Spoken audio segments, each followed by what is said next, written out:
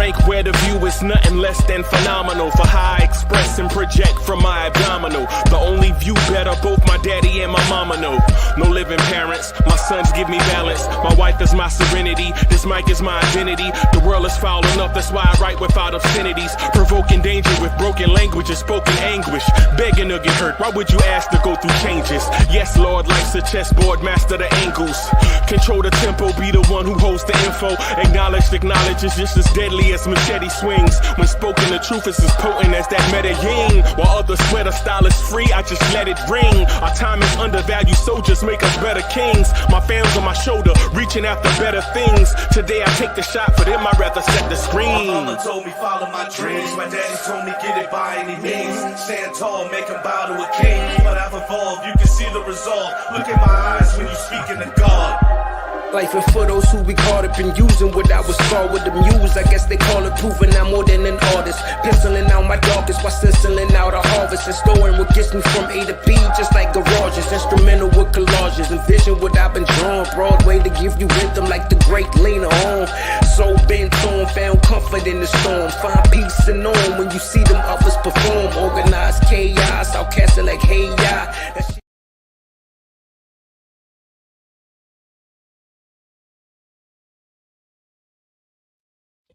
Yo, party people in the place to be. What's good? It's your number one Chief Rockin' Knicks universe, your main man, Uncle Freezie, and welcome to the premiere Knicks in the Nighttime show. Welcome, welcome, welcome. Y'all want this party started right. Y'all want this party started quickly, right? Hey, y'all, I know y'all, man. Oh, listen, Mr. Dunris is in the building. Hey, Mr. Dunris, thank you for the birthday contribution, man. Thank you. I got a thing that I'm working on. I'm going to put on camera for you. Thank you for that, man. Appreciate you. Daniel Berry Sports Highlights is in the building. Andios is in the building. Julu Caesar's in the building. Cormega is in the building. Will Salkin is in the building. Thank you for everybody that contributes to the success of this channel. Y'all have no idea what it's like behind the scenes to run a channel. You know, when you running the channel and you kind of doing it with a bunch of new people who don't know necessarily how to do production. So it's like you're grinding and teaching and preparing and all these things at the same time. So thank you for everybody that contribute to the success of the channel. We're going to try to do our best to be the very best every time we step out. Eli M is in the building. What's good? What's good? So the Knicks lose to the Orlando Magic. Right? The Knicks lost to the Orlando Magic 98-94. We lost the lead late. We couldn't generate offense in the fourth quarter. Everything just looked hard. Everything that we did looked terribly hard. I'm not for sure what the answer is to why everything looks so hard. Julius Randle had a terrible shooting night. He didn't rebound. Miles McBride led the team in scoring. That's a shocker, to be honest with you. I'm not for sure.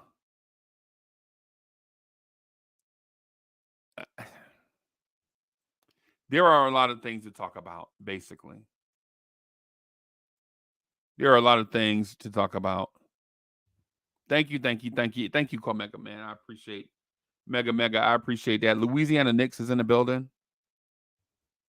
There are a lot of things to talk about, man. And then I was watching the game, and what happened, I was watching the game on the app, and then once I did the All-Star voting, you know how they keep running the thing on the screen? Today you get 3 times as much for voting. As soon as I voted, the app started acting up, so I didn't catch the end of the game. So, keeping in the stack, if y'all can help me, with how the game finished, I appreciate that, man.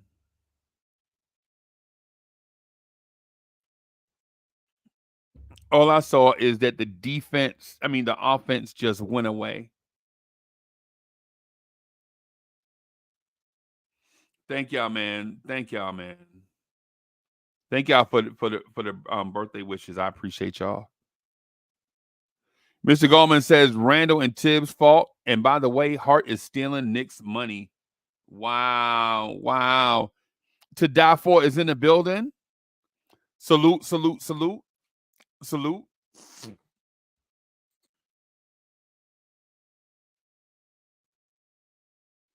Yeah, y'all. I'm not even gonna lie to you.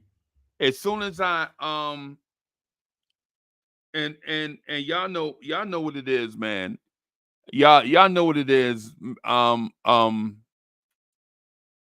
soon as I clicked on the app to do the voting to try to take the advantage of the 3-for-1, everything just went away. So I just need y'all help, man. And I was looking at my phone to track it, and I couldn't. So basically, I could have watched it on the TV, but the TV was being used. And you know how it is. You can't be like, yo, I don't care what you watching. You know, blah, blah, blah, boom, boom, boom, man. The Knicks are playing the Orlando Magic in a random January game. I need the TV. Now, you know how that go. Yeah, y'all know how that go. Right. Oh, yo, look, man. Yo, the Future is backstage.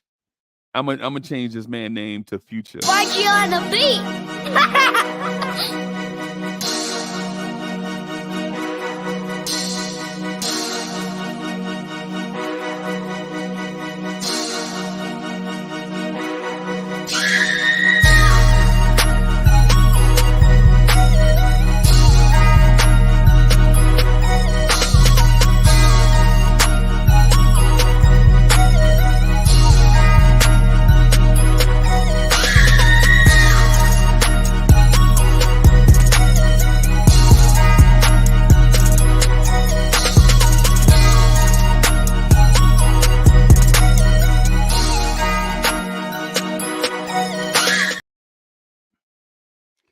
Yo, what's good, boss? Uncle Freezie.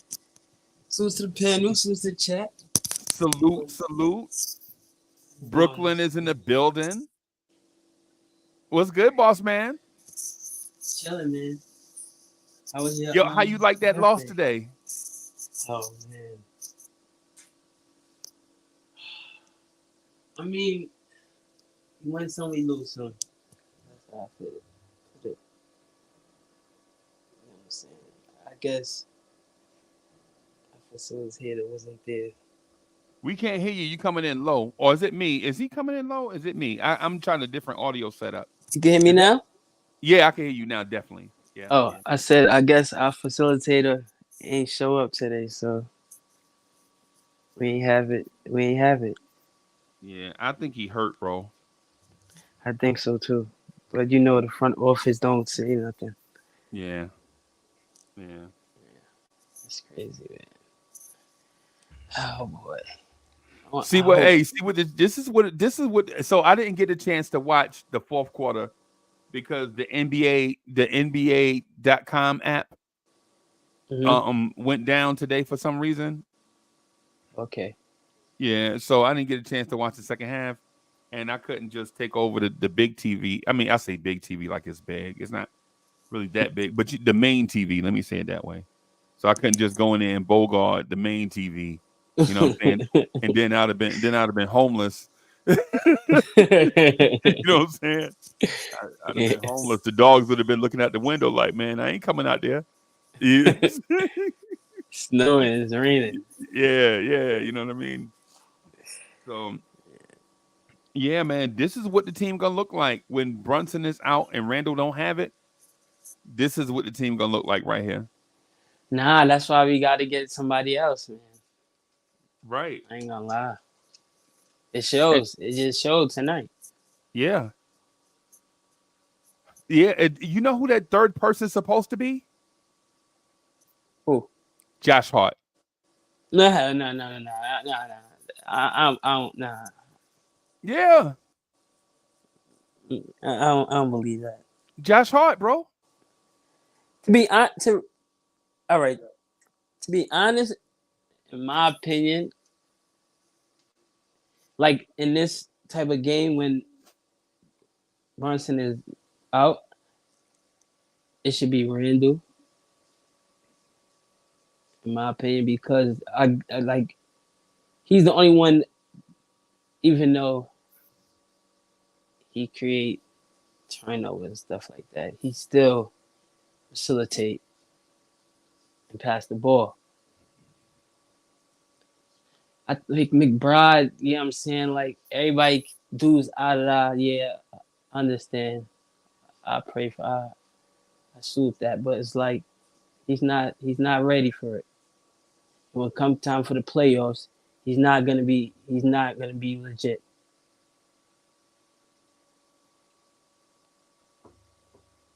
Yeah.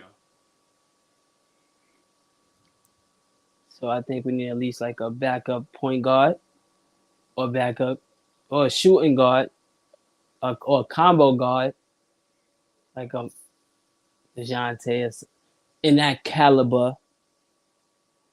So But if I told you, let me see. Let me move this over. I hate the way that looked. Okay, there we go. But if I told you, oh, let me do this. If I told you that the Knicks traded a young player, a first round pick, and gave that player a contract extension when we got him, what would you expect that player to do? play. I mean, Yeah. yeah.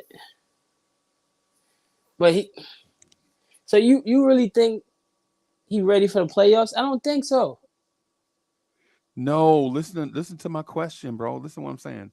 I'm saying if the Knicks told you that they were going to trade a young player, a first round pick for a player, and then when you get that player, you're going to give him a 4-year deal, what would you expect out of that player? Oh.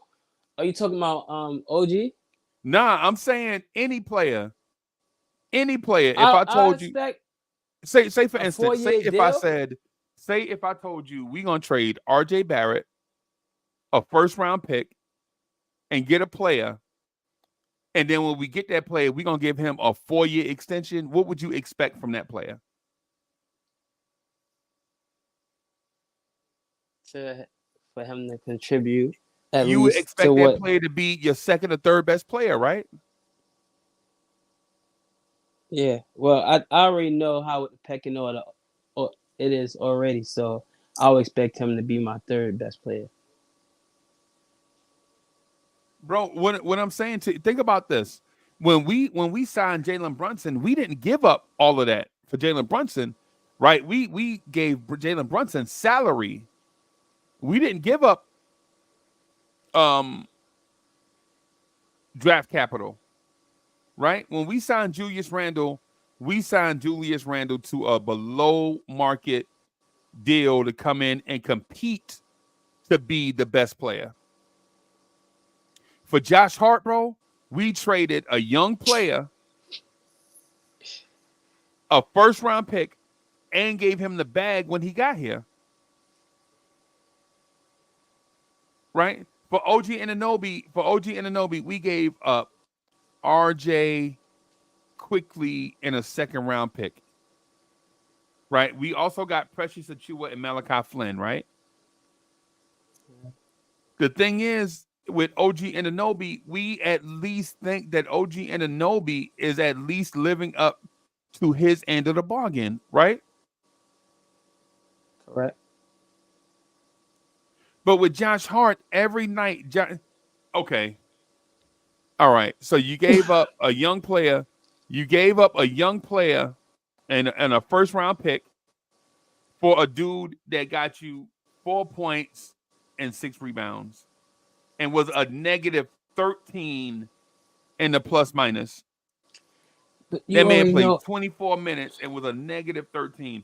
And for those of y'all that say Randall had a bad game, Randall's unit was a +2 when he was on the floor. DiVincenzo was a +9, right? McBride was a +3, right? Hartenstein was neutral. And OG Anunoby was a +2. Him and Randall were +2, right? Quentin Grimes, and it wasn't his fault solely, but Grimes and Josh Hart were -12 and -13 respectively.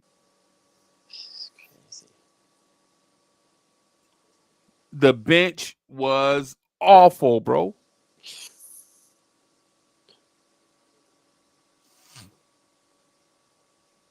And listen, I know Ron from Still Knicks fans is gonna be like, "Yo, why you always bashing Josh Hart?" I'm not always bashing Josh Hart, bro. I'm always King. The Ron. one thing about me, y'all noticed this over the years. When somebody sucked, bro, I'm gonna point it out. Yeah, I remember how RJ was good, and I was like, "Yo, RJ looked like he gonna be an all-star." And then RJ started struggling, and I started kicking his back in. People was like, "Yo, why you hate RJ?" I was like, "Nah, I don't hate RJ. I just hate the way he playing." You know what I'm saying? When Quickly was looking good, I was hey man, Quickly is my A1 dude. As soon as they called his name, I loved the pick. I loved Quickly. I ain't gonna lie. But when he playing bad, bro, you know what I'm saying? You gotta keep it a stack. Like I'm loyal to like my y'all know how I am, man. I'm loyal to my people. Like some days, bro, I legit don't even want to do this. I just be wanting to, get off from work and just chill out. But I'll be like, nah, man, because my homies is out there. The homies expect for me to be there. I gotta be there. Right. I'm loyal like that, right? I can't help it. It's how you I think it's kind of how how people raise you or whatever. Right. So when it comes to like dudes on the team, man, I'm loyal to them, right? But my thing is when you playing bad, I can't be sitting out here acting like you playing good when the whole world know you playing bad. It's like if King Ribby, it's like if King Ribby was to send me a beat and that beat was not it. And I'll look Ribby in his face like, nah, man, nah, fam, that beat. Nah, bro. I'm gonna be like, hey, Ribby, man, listen, that one ain't it, bro. Yo, that's what you expect from me, though, right? Yeah. If it wasn't landings. It, huh? I said I don't want no soft landings. Yeah, like you want me to keep it a stack, right? I got to keep it a stack, and so I'm keeping it a stack with Josh Hart, bro. Josh Hart is trash. But Tim, that's a right. I'm that's talking about Tibbs right guy. now, huh? That's a Tibbs guy. Okay.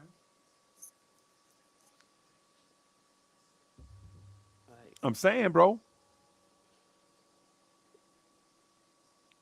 Right now, that man trash, bro. We got to keep it a stack with each other, man. We can't be out here fibbing to each other.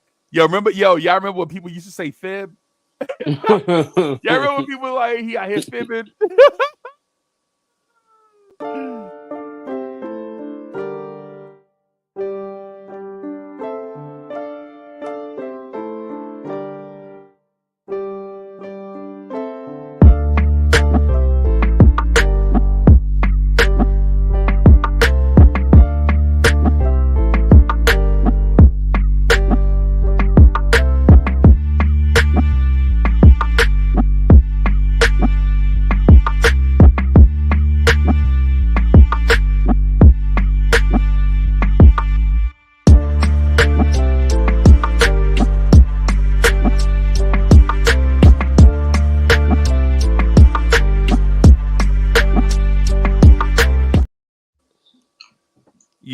Yo, I'm just here to let y'all know Josh Hart was trash.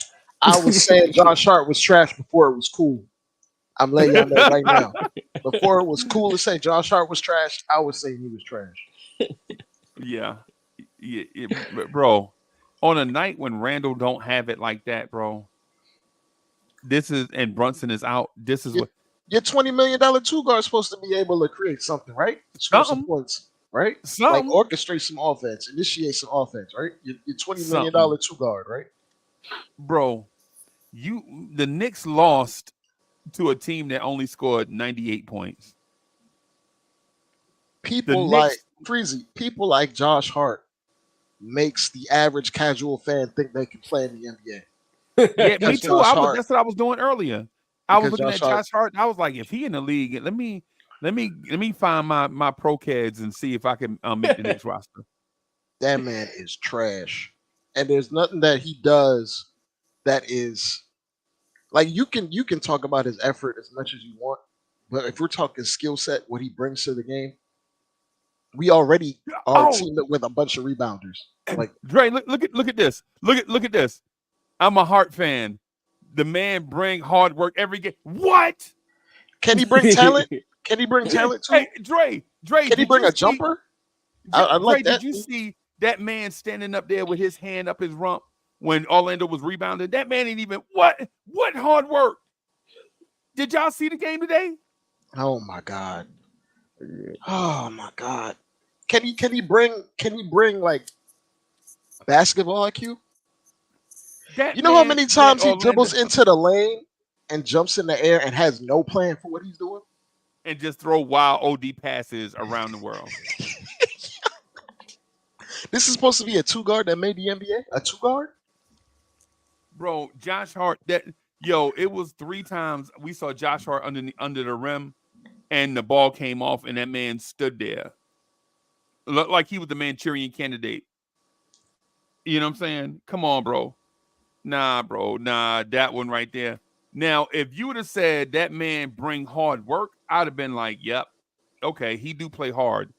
But today, or yesterday, in theory, and yesterday, man, I was on the phone with Dre. I was talking to Dre live when that man stood there and let Orlando get rebounds. He ain't jump, box out. That man didn't even blink. Right? That man was paused. That man looked like Mitch McConnell down there. Come on, bro. I'm gonna keep it real with you. If you were to try to move Josh Hart right now, you'd have to give up picks to move him. Plural, not one. Yeah, you're gonna have to give up OG and Anobi. There's nobody with common sense that's aiming to win basketball games at a high level with Josh Hart, bro. Like nobody. We were bidding against ourselves. And definitely with that contract. Nobody is taking that, Freezy. Nobody. A tanking team doesn't want that because first off, it has way too many years. A winning team doesn't want that. Like, put it this way, Freezy. Do you think the Boston Celtics would want Josh Hart in that contract? Man, stop playing. I almost threw my phone in the fish tank. Do you think the Bucks would want Josh Hart on that contract? Bro, I legit almost threw my phone in the fish tank when you said that, bro. legit. Legit. Like, yeah, we be buying these. You know how you go in Verizon and Verizon wants you to get like pay for your phone for like 99 months. Like, you want to finance it? No, I'm gonna swipe the card and get it over with. I'm not financing the phone. That's me, right? I'm not financing the phone, You right? look up on your phone bill, $137 yeah, because you pay $47 for a cell phone every month for the next 6 months. Well, not 6 months, but next 3 years, whatever. 3 years, yeah. And I do that. I'm not going to buy the phone until I'm ready. Like, I'm not getting ready to, as soon as it come out. If I'm not ready, I'm not. I'll just keep my phone until I got the money saved, and then I go pay for it cash and put the insurance on it, right? But you ain't get ready to. No, you ain't get ready to get me in one of them buy here, pay here deals. Oh, no, I'm sorry. But we paying as we going with Josh Hart. We locked into a contract with him. Yeah. We locked into a contract with him, and we got bad service, bad signal. Half the time, my texts don't go through. Nah, but y'all we're not even getting no 5G, bro. We getting 3G. Y'all don't think possibly that as we hear in that next move, he could be like throwing it. He could be like a piece throwing in it. Unless we giving up 8 draft picks and So like 3 of them are responsible for Josh Hart's trash deal. So he trying to Embiid then. Right. You trying to get the best player in the deal and get rid of Josh Hart? No, that ain't happening, bro. You can't have it all, bro. You asking for a lot, man. That's like that's like dating Megan Good and she paying. No, not Megan Good. What's old girl that do the NBA stuff? Taylor. Taylor Rooks. Yeah, it's like you know what I'm saying. You meet Taylor Rooks and she like nah, Ribby, nah. I'm gonna just take you out. I'm gonna let you be the man. You do all the man stuff. Only thing I'm gonna do is I'm gonna be with you, and then when the check come, I'm gonna just pay for everything. But I'm gonna let it look like you paying for it. I want you to treat me like no. you know what I'm saying. But the funny thing, like, how do we overpay for a guy? I'm gonna keep it real with you. We overpay for a dude that's been matching salary his whole career. His whole career. Right. Well, Dre, let me do this though. What I want to do just real quick, man, is for one, let me say, I know people have been kicking Deuce McBride's back in, right? They like Deuce ain't ready, Deuce ain't. But I think there is something there with Deuce. I don't think he's all the way fully cooked, but I think there is something there. I think he needs time though. I believe so as well. I said that too. But I don't think he's gonna be what we I think my original assessment, you know how you make your original assessment and then the more you see stuff, the more things change. And then when you realize it, you was right the first time. Mm-hmm. Right. I think Deuce McBride is gonna be a Kyle Lowry type point guard. It's hard. I'm gonna keep it real with you, Freezie. Huh? It's hard to correctly have an idea on a player that's being coached by Tom Thibodeau. Okay. You're not gonna get the most clearest view on said player because said player, whoever it is, isn't going to be in the most optimal positions to thrive. They're going to be put in positions that Tibbs views as necessary. So, like, coming into this game, watching this game, because we don't have Brunson, he inserted Deuce McBride into the starting lineup and told him to be Brunson. And that's just not in his skill set. So when we talk about like template coaching and he and Brunson makes a lot of our evils and our ills look good. He hides a lot of the things that Tom Thibodeau does wrong. Just putting it plainly, and he hides a lot of our roster construction issues, while also giving us roster construction issues because he befriends players that aren't very good at basketball. But that's a whole nother topic besides Dante. But Ryan Arcidiacono is out here getting paid. He's getting paid to call out illegal defense. It's cool. Right. It's okay. Right. You need somebody making $2 million to do that, bro. I think he makes a little bit more than 2, Freezie. I think it's closer to 3. I'm not gonna lie. What? That minimum is pretty high right now. Wow. but if I had to go by what happened in today's game, we ran out of gas. And if you notice, over the last 4 or 5 games that we played, we've had like lapses without field goals for 4 to 5 minutes. And funnily enough, in every one of those occurrences, Josh Hart was on the court for at least some of those minutes. At very least half of those minutes. What do you go have back and against look. Josh Hart, bro? I have a thing against players that don't fit the stars of my team. Okay. Because legit, I dislike where Josh Hart is as a player. I don't dislike Josh Hart as a person, right?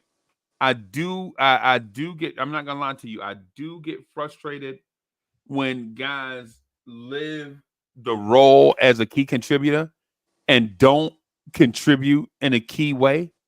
That frustrates me, right? It's like it's if y'all remember, it's like that feeling you got when the Knicks, like 6 years ago, the Knicks would be on a 13 game losing streak and then they win and Noah Vonleh would be at the press conference. Yeah, I remember that. And Noah Vonleh would be like, "Yo, we were playing really hard. We knew our hard work would pay off. We were trying to do all the right thing." And you like, what, bro? I saw you throw an outlet pass straight to LeBron. I hate it, man. Like for real. Y'all remember that when him and Enes Kanter fought for a rebound, right? Noah Vonleh cleared him out, almost elbowed Kanter head off, dribbled 2 steps, looked LeBron dead in the eyes, and threw the ball straight to him, and then LeBron dunked on him. There was no other outcome, bro. You can't telegraph a pass more than that, right? LeBron is see you, know you want to throw the outlet pass, and you look him dead in the eyes and throw the ball straight to his chest, and then he freight train you at the rim and dunk on you, and you looking around at Kanter. You looking at Enes Kanter like, hey, bruh, what? Like you were supposed to outlet to Enes Kanter? Like what are you thinking about? Yeah. The thing is on that play, nobody nowhere was open, anywhere. Right? What he should have did is dribbled the ball up until a guard came and got the ball, right? Or stayed where he was at until a guard came and got the ball, but he tried to make a play. Oh my goodness, man. It's so disrespectful how defenses disregard Josh Hart. And like we talk about how like Randall struggles. Right. A lot of the struggling is because he's playing 4-on-5 on offense. Hey, I'll be right back.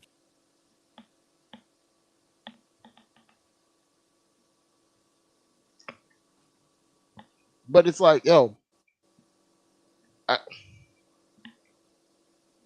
I'm watching the game, trying to figure out what these rotations are. Why is Dante DiVincenzo out the game for 13 consecutive minutes? Every half when he's shooting damn near 50% from three and he actually plays good defense. I'm seeing this guy and attempt to initiate. Who's this guy? You know who this guy is, man. I'm seeing him initiate, and it's just like I'm this close to getting an aneurysm watching him play basketball. Because how are you a guard that made it this far in the league and you can't pass, dribble, or shoot?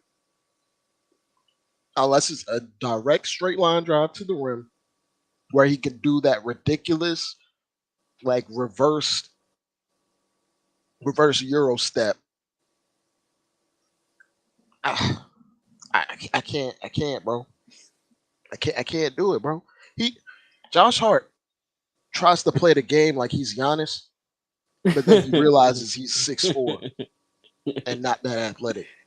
Like he tries to do Giannis stuff. That's the only way he can score, but Giannis is 6'11", 260. So he's just constantly putting us behind the 8 ball offensively when he's on the court. Like every time he got into the game, we were up 10. Every time he got into the game, we lost all momentum and we spiraled out of control. Dante comes back in the game out of rhythm because Tibbs thinks Josh Hart should play 10 straight unproductive minutes. Like this man is averaging like 6 points and we about to pay him $20 million next year. We serious? Wacko.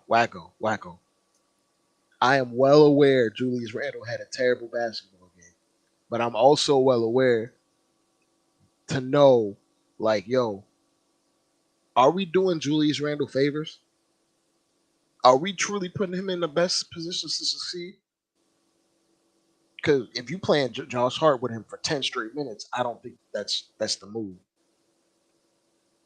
I, Josh Hart, bro, we had Josh Hart, Precious Achievements tonight, back to back, 10 straight minutes of both. Like when Hartenstein gets in foul trouble, that puts us behind the eight ball even further.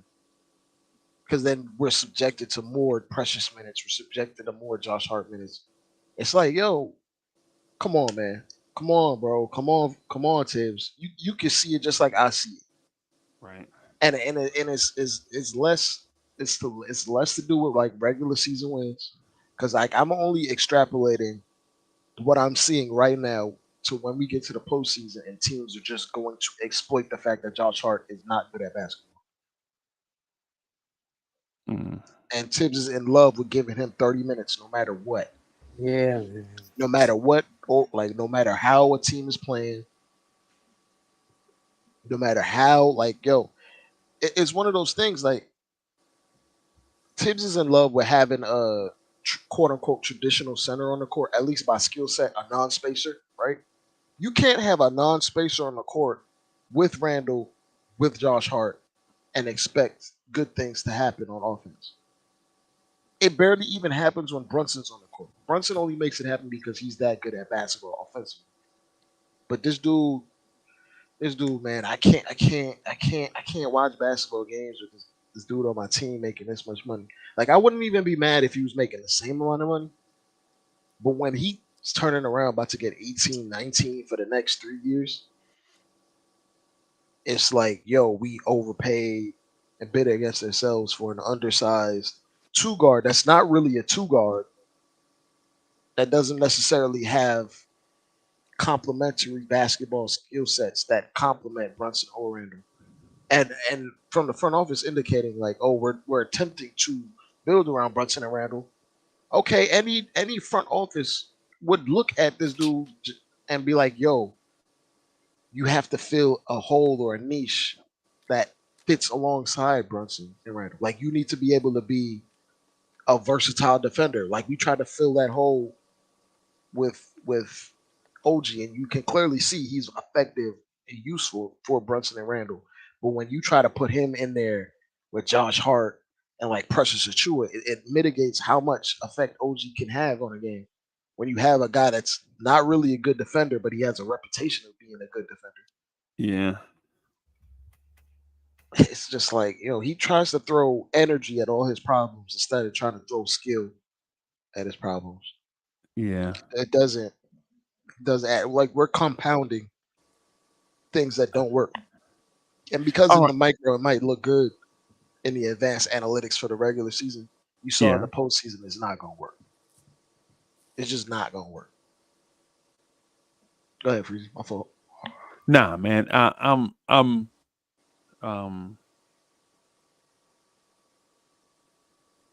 I think I'm in a weird space with where the Knicks are. Um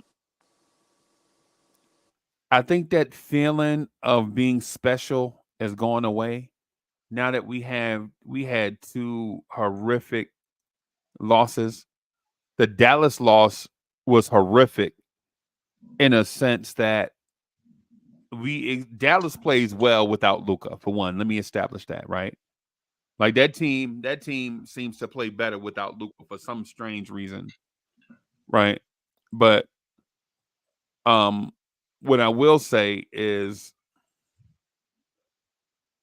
this loss, the Grizzlies win and the Dallas loss make me think that we are not who we think we are coming out of a 5-game winning streak.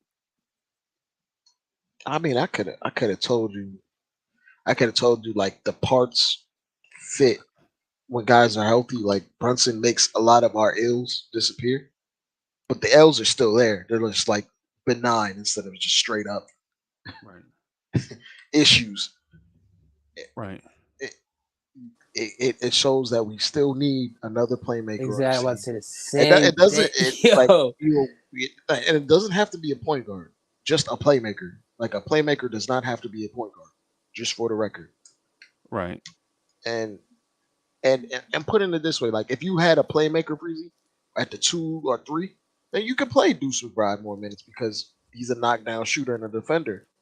But if we don't have anybody, He's Kyle Lowry, not John Morant. That's what I want people to understand. Like Bob Huggins and Tom Thibodeau's, they don't make John Morant's, right? They make Kyle Lowry's, right? and Kyle Lowry took a little bit of seasoning to figure out. Kyle Lowry. People forget Kyle Lowry. People forget about how fat Kyle Lowry was in Toronto. Mhm. I mean, in Houston. I'm sorry. And And then he tried to get in shape in Memphis, and then he found his way. He found his way to Toronto. Toronto. Yeah. and it's fine if he's gonna if we have a playmaker out there on the court. It's fine. Like Freezie, I'm watching Joe Ingles give solid minutes. Yo, no lie. Joe Ingles was out there looking like a 50 and up rec player in that Orlando jersey, bro. But you know that mid range, that 15 footers. And those free throws was gonna be wet. You ain't You speeding know them that up. man was gonna be super fundamental. That man went. I saw him blow by OG Anunoby, and it was like the weirdest thing. I thought I was watching the game in 3D. I saw him go by OG Anunoby. He didn't even blow by him. It was He a said hologram. he gave OG Anunoby so many things to think about. Is the screen coming? Is somebody going back door? Is he pulling me away from the? He did all those things and then took OG to the rim. Now he missed, but he gave OG Anunoby like 14 things to think about. You know what I'm saying? Yeah, it was crazy. It was crazy, man. We just need another guy to initiate offense, period. Because just looking at how our offense is set up, Freezy, I'm Right. watching teams around the league generate easy look after easy look, or generate shots that were intended, and we're trying to do this, slow it down, feed Randall. Randall make the quick decision to the cornerback. Like Freezy, how many times tonight did Randall try to make a pass to the corner and got deflected out of bounds? Yeah, I've seen that. Like that alone should tell you that our offense is not imaginative, and like Tibbs's flaws are being hidden by how good Jalen Brunson and Randall are in isolation. Yeah. I'm with Wacko on this one, right? Randall was horrible tonight, man. Randall. Yeah, he was trash. Absolutely. But he can get more grace from me than Josh Hart can, personally. I'm telling you, that's why I'm saying I know y'all don't agree with me on this, but I'm telling you, you gotta sit Randall down, bro. And tell because what happened is he's gonna go through these stretches, and it's clearly wear and tear games, right? Where that man gonna have this stretch, and he gonna look bad, right? He gonna look bad. And it's because that man try to play every game as if he Cal Ripken, bro. Right? But when you talk about the greatest shortstops of all time, you don't mention Cal Ripken Jr. name, bro. You know what I'm saying? Yeah, you mentioned durable, right? He was a decent defender, right? But when you talk about the greatest shortstops of all time, no, nah, his peak wasn't that. Nah. And it's one of those things where it's like, yeah, if Brunson was here, this would have been a prime night for Randall to just take 8 shots. It'd just be a decoy, right? And having Brunson and Randall on the court gives defenses something to think about constantly because it's 2 playmakers out on the court. But when you only have one, it really highlights how Tibbs has no idea how to deploy guys to be most effective or play towards their skill set. When the offense was breaking down, I called Dre. I got Dre on the phone, right? I was like, Dre, you see they ran that fake Celtics play with Quentin Grimes 2 times in a row, right? Yeah. And my man was like, absolutely, I just saw it. Absolutely.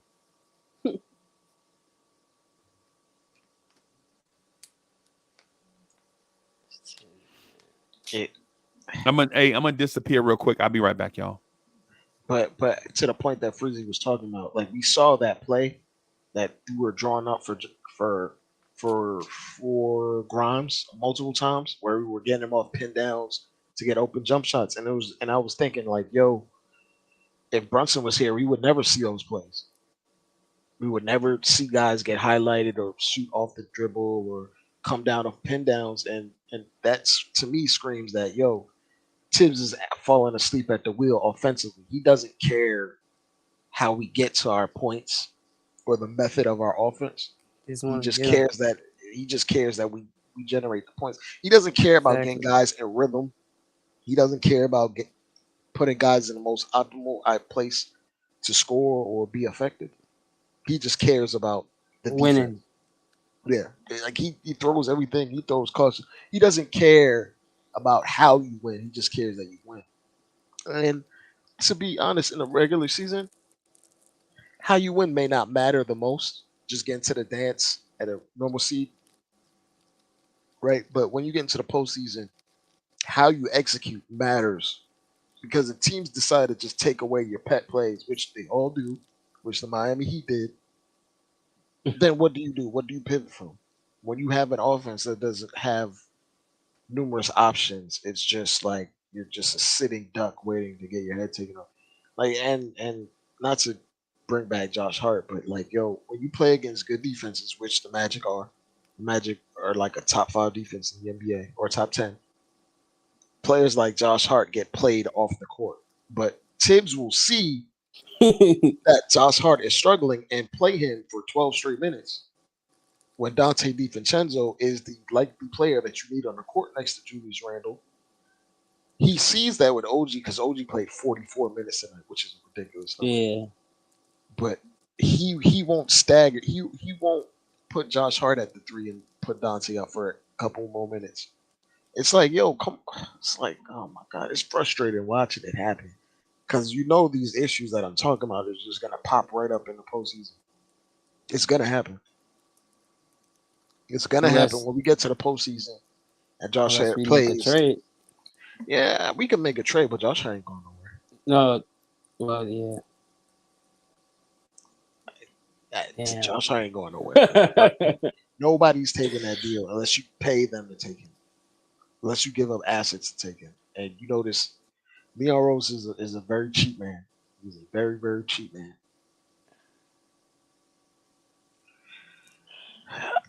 And I want to poke out what Coach CR said. Yeah, if you don't have another playmaker, and oddly enough, we traded away 2 guys that can initiate at least a little bit, especially IQ. So we didn't really replace them. We replaced them with offshoots, guys that can't really do it. It's just. I thought OG could do it. Oh no, he's never been that guy. And we didn't make that trade asking him to be that guy. We brought him in here to be essentially one of the best, or if not the best, role player in the league. To be complementary to Jalen Brunson and Randall. But the problem is we were pairing him with the worst role player in the league, Josh Hart. So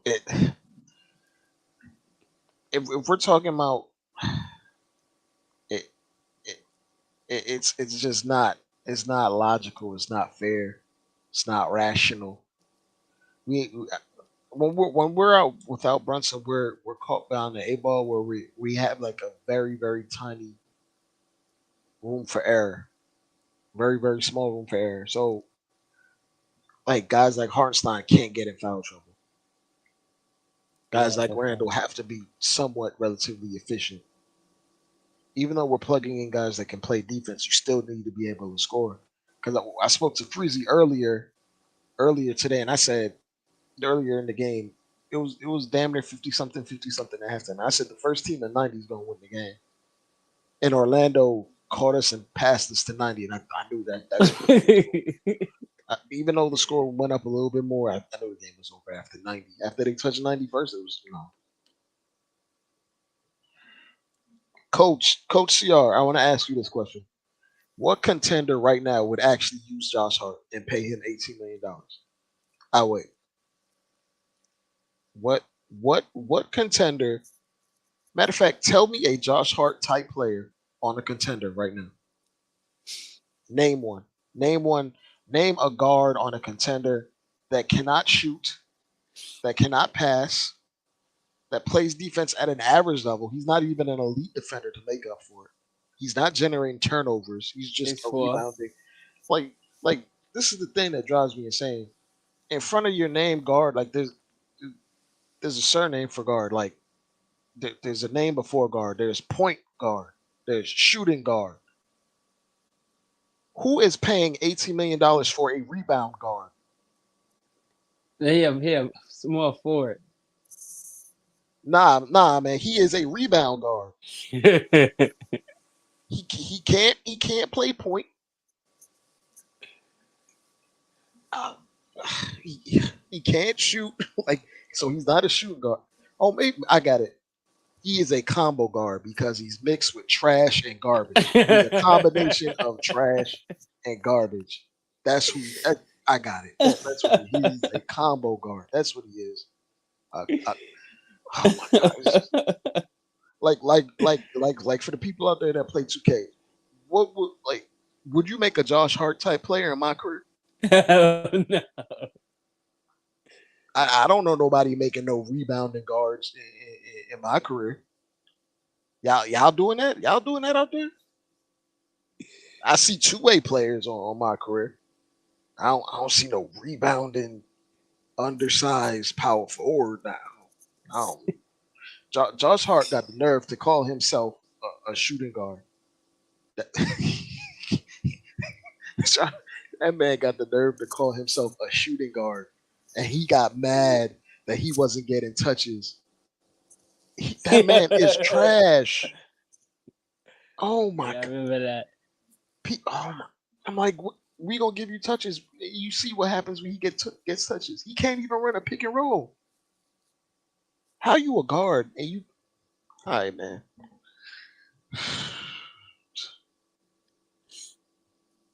Nick Yak. When There are was very last time? since the trade, Josh Hart has played at the two next to OG and Randall. So he's been at the two for a minute. So he's just like when we talk about he's playing out of position, playing back up forward. The truth is he's not.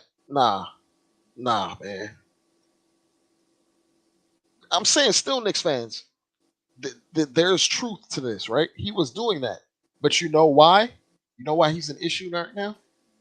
He's not shooting 58% from the field and like 48 from three, which was never sustainable. So we Last overpaid year. from the jump. We overpaid from the jump, and we got to the playoffs, and we saw all his flaws, and we still overpaid him. Nobody in the league was going to pay him that money. Nobody. I promise you. Nobody was going to pay him that money, man. You don't make coach. The Knicks did. Coach, you have to we have an analytics department. We probably got the most expensive analytics department, the deepest one in the league. Everything is about projections. Nothing about him projected that he was going to be a 58% guy from the field or shoot 50% from three. Like that just was a fallacy. Like we weren't complaining because it was working out for us, right? But you have to have a clear view on what a player is. So when you move forward, you're not getting killed by that player. You're not being forced to play him because you view him as this elite role player because you're paying him $18 million. And another thing, Freezie, that kind of made me upset tonight. Maybe there's a Fournier trade on the way. But if you're struggling to get offense, put him out there. If you're struggling with spacing, just put him out there. You don't have to play him 20 minutes. Fournier. Oh, And I'm not even a Fournier guy. But if you're struggling that badly, he actually can initiate a pick and roll, Freezy. I don't think anybody in our rotation right now can do that. With Brunson out. They were saying that this morning. It's crazy. It's oh man, it's just I'm with Nick Yak on this one. Nick Yak was making some points earlier. I'm sorry, y'all. I got two things going on at once. I initiated the joint on vibes for DSJ, and they're over there cooking, and so Okay, man. I'm back here now. But um,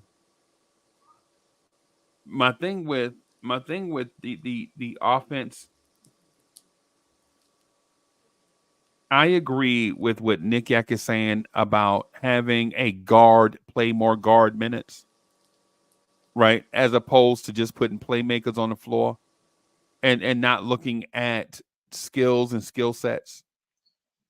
The thing But is, if but you Josh Hart understand, calls himself a guard, though. Freezy. That's the thing. yeah, I know, yeah, yeah, yeah. But what I'm saying, what I'm saying is, I'm not for playing Fournier. I'm just All not. right. I don't want to have that man mess around Yeah, and that's probably get tear a hurt. knee, right? And Yeah. then now you got him not only through the rest of this year, you got him through the beginning of next season. Now I don't want a freak accident to happen. What I would rather do though, what I would rather do is just go ahead and move him. Oh, And Wacko yeah. says, yeah, man, Josh Hart's worth 20 easy. Then No, I no. understand. There's I guys understand. that come in. That's not what I'm. There's guys. I'm talking about. That's not what I'm talking about. What I'm saying is the going rate for an initiator off the bench is about 15 million. Right. The going rate for a high usage guy off the bench to initiate is about 15 million. Now, if that player is a lottery pick, it might be about 18 million. But Josh Hart at 20 is ridiculous. Right? See, because if the reason why like this right here kind of is a rock in my shoe a little bit, because Wacko said max players get 60, right? Why are we comparing Josh Hart to max players? Right? We should be comparing Josh Hart to other players that do the stuff that he does, right? Like Alex Caruso is getting 9 million next year, and Josh Hart will be getting 20. Is Josh Hart 2.5 times better than Alex Caruso? Absolutely not. If we had Alex Caruso last night, we win that game over Josh Hart. I'm being Yeah, dead serious, dude. Like probably easily too. yeah. Not only is Alex Caruso going to do all the things that Josh Hart does, right? He's going to do some of the things that Grimes does and some of the things that Deuce does, right? And what that's going to do, and while it sounds like he's replacing them, he's not replacing them. He's actually lightening the load for Grimes and Deuce, right? So that they could play more freely and learn on the fly, right? That's what you would want. Alex Caruso to make life easier for Deuce McBride and Quentin Grimes. And you're getting that at $9 million. Right. And I know that Chicago is not a team on the same trajectory as us, but at the time they signed Alex Caruso, they were. Right. And at the time we signed Josh Hart to the bag, I told Dre all summer, I was like, Dre, that man gonna get $100 million. And Dre was like, no, don't tell me that, man. Please don't tell me that, bro. I'm I telling you. remember. Yeah, I remember that. I thought his contract was going to end up being 5 for 100. That's what I thought his contract was going to be, right? And it wound up being a little bit less than that. But man, listen. But here's the thing. Here's the thing. Ultimately, where I am with it, yo, play Grimes more minutes over Josh Hart, man. Come on, man. What are we doing? Yeah, we're at a glut at the two, and Tibbs is trying to find Josh Hart minutes out of thin air to give it to him. And it's just like, yo, if you're gonna give anybody more minutes, then make it Dante then at that point. If you're Right. so hell bent on giving somebody extra minutes, just make it Dante. If not, then give it to Grimes. I'm just being real with you, Freezy. The things that Grimes does on the court, if Grimes can miss 10 threes in a row, defenses are going to honor his spacing. Yep. And for that, it's invaluable for Randall. So Randall can operate. So Brunson can operate. It's the Right. same thing that makes Dante more valuable. But when you have Josh Hart on the court in the corner, it's like, yo, okay, I could just lead off and beat a low man right at the rim, ignore Josh Hart, because Josh Hart gonna take a pump fake even though I'm 15 feet away from him anyway. Yo, Josh Hart Josh Hart pump faking imaginary closeouts, bro. You out here, Josh Hart. You out here pump faking Casper. He's seeing ghosts, man. Yeah, yo. Every time I see Josh Hart at the 3-point line, I think it's something strange in the neighborhood. Oh my god. Who you gonna call? Freezie, I asked this question while you were gone. I was like, when you play 2K in my career, do you make a rebounding shooting guard? No. I'm saying like I'm asking the people out there, like when y'all play these games, do you make these types of play? Like he's a point, he's not like there's a name in front. There's a prefix for guards. Like there's shooting guard and point guard, right? Freezie? Point guard. He's not a point Powerful. or he can't initiate, so he's not a point. He can't shoot, so he's not a shooting guard. He's a rebound guard. Right. But Dre, here's the thing that I want to talk to everybody about, Knicks fans, to make it, because I don't want to seem like I'm piling on to Josh Hart, man. Pause. Right. But I understand what Josh Hart is by now, right? So I'm not frustrated with what Josh Hart offers or doesn't offer. My frustration is that Tom Thibodeau is going to play him regardless. Exactly. That's where my frustration is. Like in terms of Josh Hart, what he does, he's gonna make $20 million. So what? I mean, I don't care. Right now, there's nothing we can do. There's nothing we can do about that, right? But at the same time, Tibbs, Quentin Grimes has been doing the same thing. If y'all hadn't noticed, look at the Quentin Grimes' game log. Look at Quentin Grimes' I saw Quentin Grimes get 2 rebounds in traffic, right?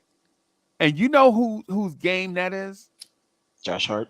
That's Josh Hart's game, right? So if Quentin Grimes is going to be out here doing the Josh Hart stuff, yeah. For instance, against Philadelphia in 24 minutes, Quentin Grimes had 8 rebounds, right?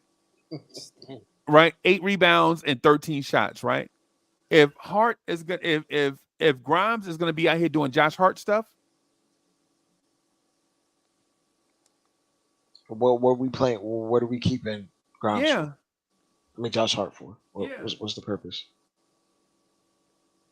We got that man paid for no reason. I'm not going to. Yeah.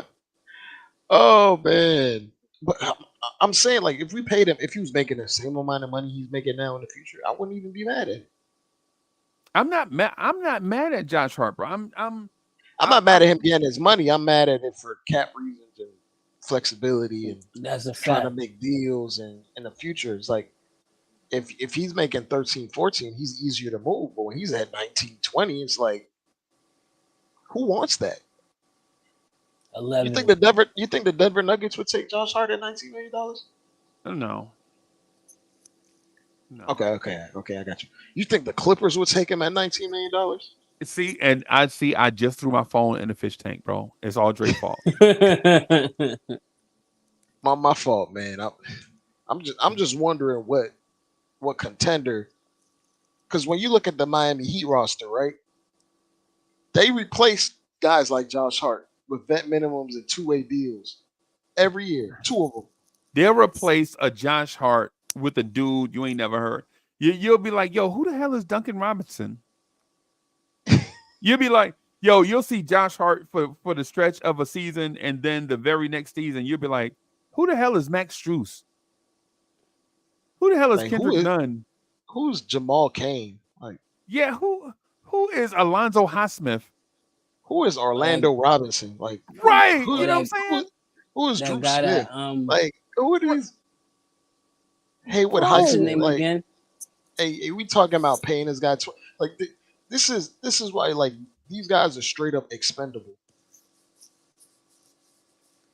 Bro, yeah, man. And it was a terrible contract. And you know what? Look, and it was a terrible contract at the time.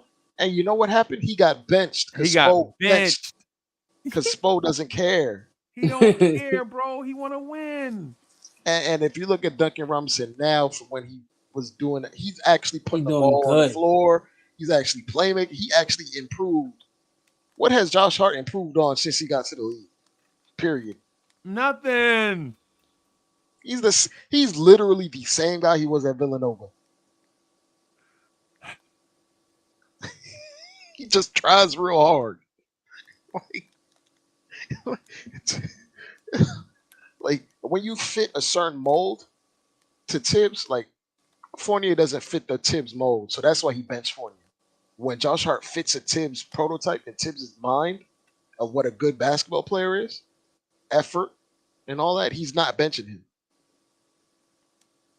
He's not Right. benching him. Yeah, Wacko. Duncan Robinson got benched. yeah. Josh Hart will never get benched. Every time he played like trash, they bench him. Bro, every time he played like trash, they bench him, bro. There is no in Miami, they have a thing called accountability. Like when you play like trash, they bench you. It don't matter who you are. It don't matter who you are, bro. They sent Kyle Lowry to the bench and started Gabe Vincent. Yeah. And they paid Kyle Lowry $30 million. They paid that man. They gave that man the bag and they benched him. It's a straight And they went to the over there. NBA Finals after that. And you know what they did? They let go 2 guys and replaced them. Yeah. They let go of Gabe Vincent and Max Strus and replaced them. And guys that traded make Victor less money. Oladipo. Yep. And replace them with guys that make a fraction of what they make this year. A fraction. And we talk about paying Josh Hart $20 million when I could draft a 21-year-old that could do what Josh Hart does in his sleep. Dre, so where I'm in with it, I'm trying to figure it out is, do you dislike Josh Hart? Josh Hart is a nice guy. Beautiful black family. I despise his game. I don't like his game. I don't like his game. I don't like how he plays. He's the guy in the YMCA trying real hard, throwing elbows and sweating all over people and wearing all the headbands in the gear. Why does Josh Hart wear a shooting sleeve? That's my question. Why? That might be the reason why his shot is off. Not that he just can't shoot. Like when we talk about Josh Hart, like, yo, I'm like, oh my God, Josh Hart is shooting so bad. You look up his career numbers, he's shooting right where he always does. Hey, so I'm gonna say this because I gotta make King Ribby laugh, right?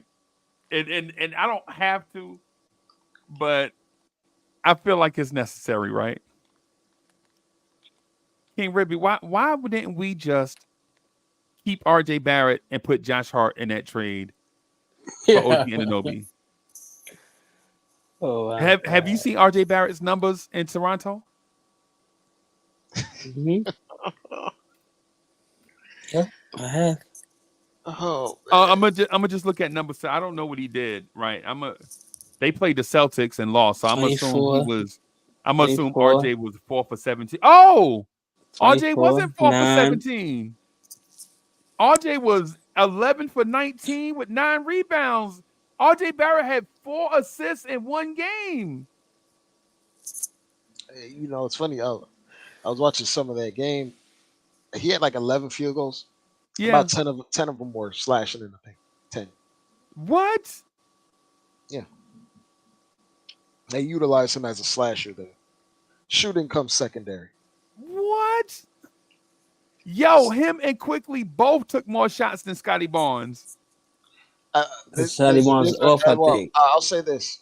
Because OG left, Scotty Barnes has become the number 1 defender on that team.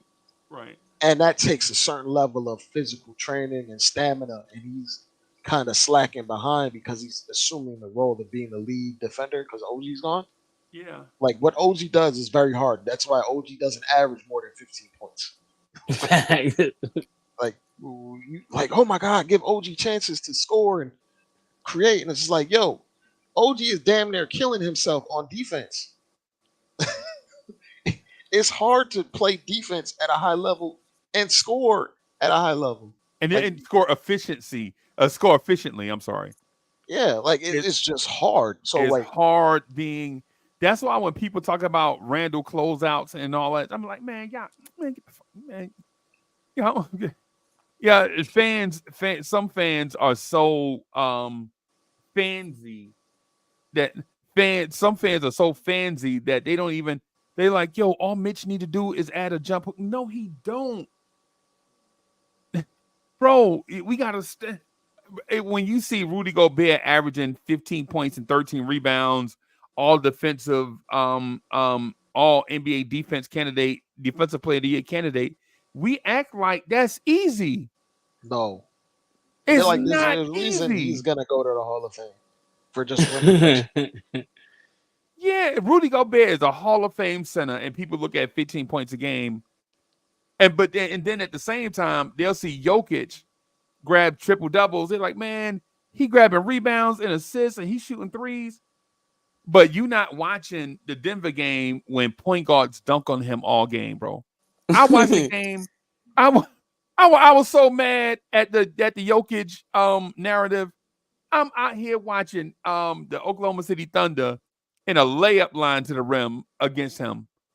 Right? If it wasn't for Aaron Gordon, bro, OKC would have scored 200 points.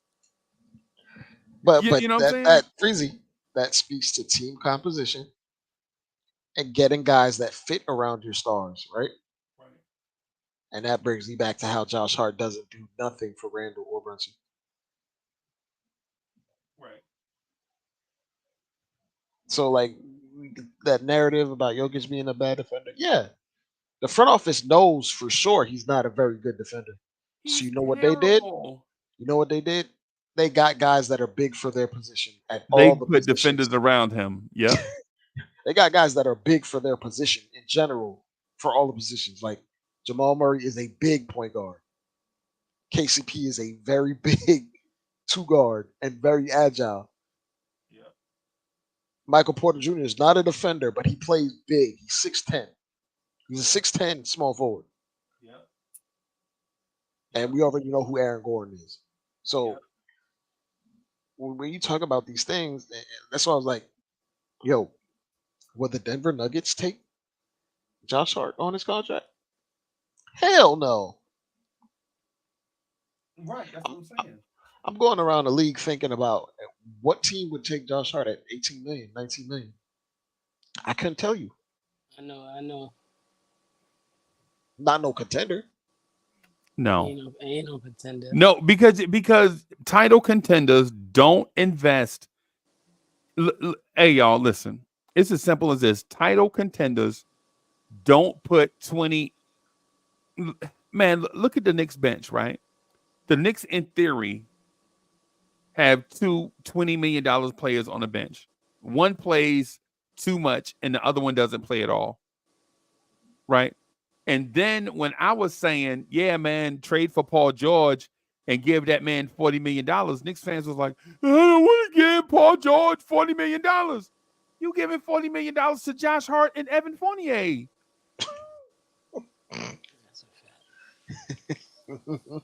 We just got wasted money out here. I don't want to overpay IQ. IQ say he want $25 million.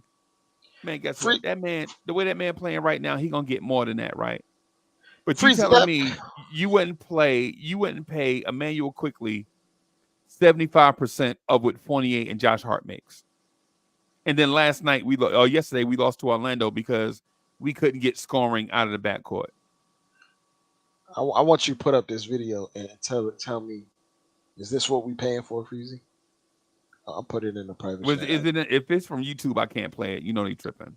Nah, it's not from YouTube. It's an actual video of something. Okay. In the game. All right, hold on. This is what we paying for, Freezie. Hold on. Let me.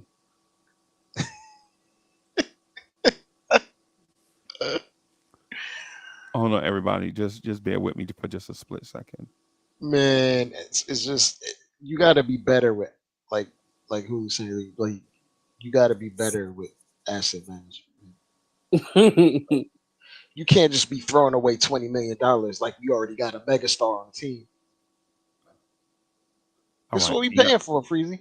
This is what Dre said we paying for, right? Dre said. Knicks get it back. Josh Hart turns, fires, and a loose ball.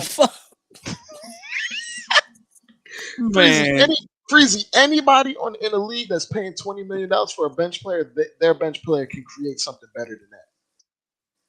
He's the first guy that comes off our bench, so I think Josh Hart is a sixth man right now. I don't get it, bro. No team in the league is paying $20 million for a guy off the bench that can't create their own shot. None. Nobody, Freezie. Not one player. Right. But us. That man did a spin around air ball from 20 feet.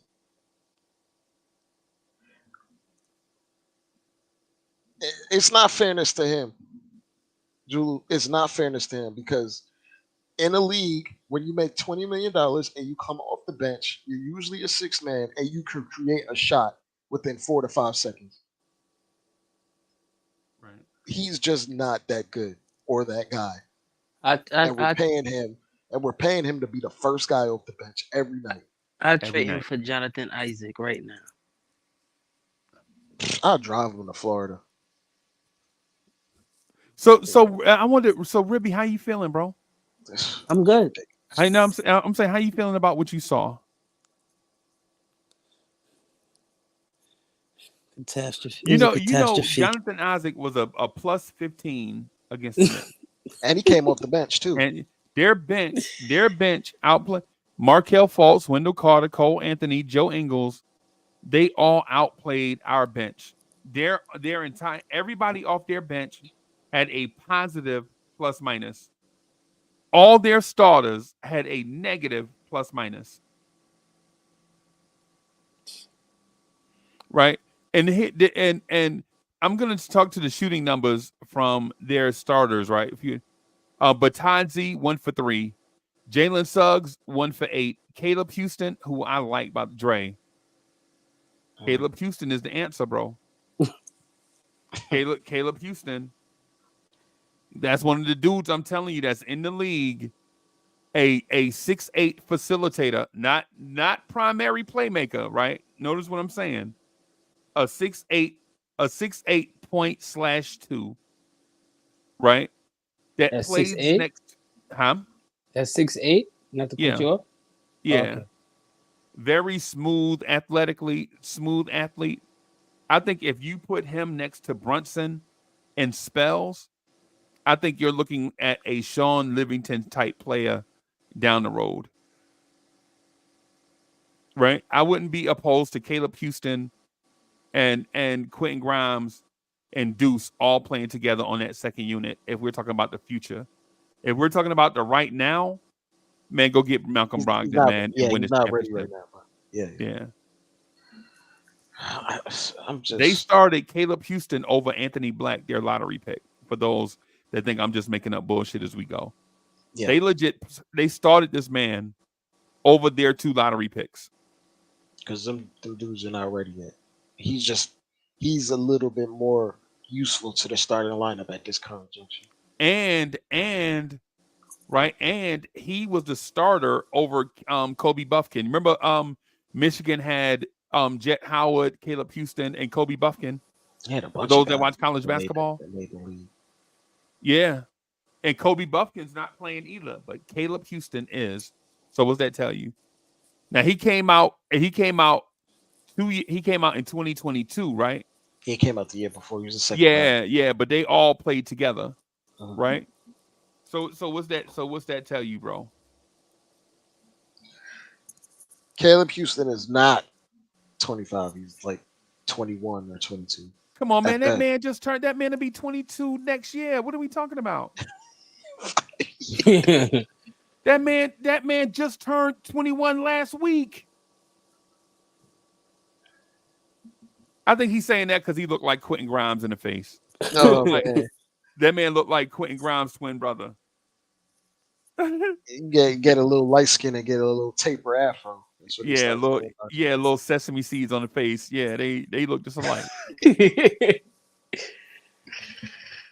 Man, just hey man, we need Brunson back badly. I think we play Houston, and Houston plays good defense as well. Yeah, we need to set him. We need to set him and Randall against Houston, bro. But you know, it's funny.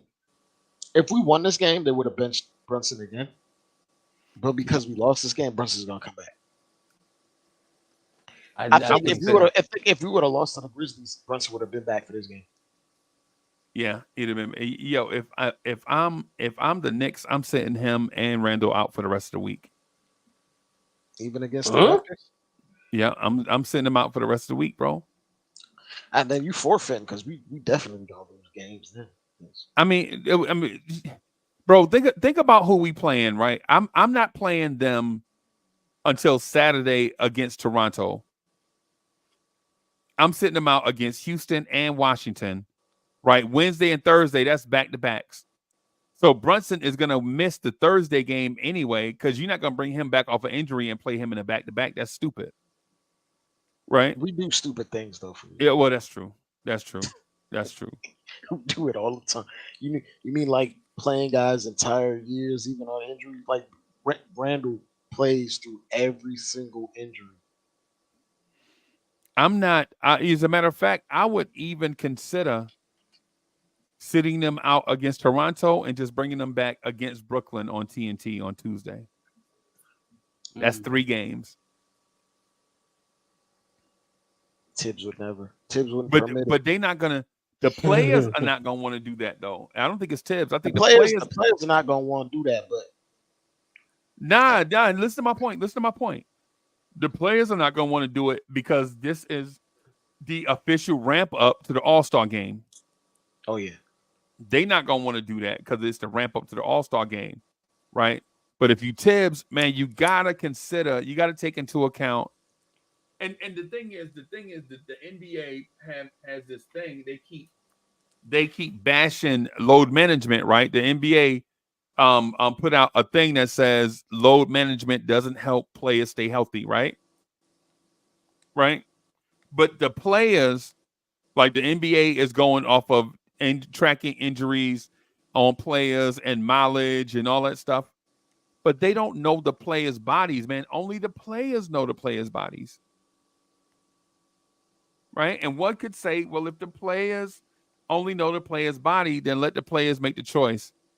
No, you can't. No, you can't let the players make the choice because the players are going to try to play for bread. If they make the All-Star team, then blah, blah, blah, boom, boom. It's the reason why Randall's not sitting right now, even though Randall look like trash. Can I keep it chat? Can I keep it a stack with y'all? Did Randall today not look like basura? Randall looked like trash. And I know y'all hate when I say stuff like, man, why Uncle Freezie always be bashing our players? No. What's good for the goose is good for the gander. We sat up here and called Josh Hart trash, and to say that Randall didn't look like trash is to me is dishonest. Right? And Randall, I'm looking at Randall game log for the past 2 games. Against Memphis, he was 9 of 20. Against Memphis with nobody out there. Randall should have scored 60 against that team. And then 5 of 18. Man, come on, man. Yeah, he was looking rough. I'm not gonna lie, Freezy. But this is where I'm putting some of the onus on the coaching and some of the rotations on the coaching, because it's just like, yo, at times you got to be able to generate easier looks for your stars. Like everything shouldn't be in isolation. You should be able to get your guy going downhill. Dude, hey, if we had a point guard, he wouldn't have to work so hard. But this is my thing, though, Freezy. There are sets you can come up with that have quick, simple decision making. If one guy hedges here, the shot is wide open over here. You don't need a maestro point guard to have that. Like when we go against teams that have lesser talent. Matter of fact, the Grizzlies just beat the Warriors tonight. And who do we even have playing for them right now? Golden State's trash, though. I don't even count. Golden State's trash. The Grizzlies beat. Matter of fact, the Grizzlies beat the Dallas Mavericks with Luka the other night. last week, and the only player they had was Bane playing. Facts. Right. And they didn't, for sure, they didn't have no point guard on the court. Not one. They were initiating with Desmond Bane. He ain't, to be absolutely honest, he's just now figuring out how to play make a bit for others, which is going to help them in the future. But there are means to generate offense without having a point guard. Like this playmaking point guard I think you missed. has high usage I think you missed is what a I'm saying. crutch. Just a crutch because for you, Tibbs, though. but I think you're missing what I'm saying. Just because you have a bad shooting night doesn't mean you played bad. What I'm Right. saying is Julius Randle played bad all the way around. Yeah. Right? Anybody can go 4 for 12 in a night or have a bad shooting night, bro. But But the I'm process saying, was terrible. what I'm saying is that man, his rebound numbers are way down. I agree. Right?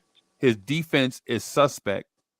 Right? Lazy And his effort. A lot of bad playmaking has effort. been questionable a lot of the time. I'm not talking about shooting numbers. People are gonna, man. I saw the Knicks hold Michael Jordan to a bad shooting night one night. Right? So to me, it's not just about shit. I'm talking about your overall game. Because Randall is an overall good player. Like Randall stuff stats, right? But what I'm saying is Randall has not been that guy lately. Randall, when's the last time you saw Randall have a 20 rebound game?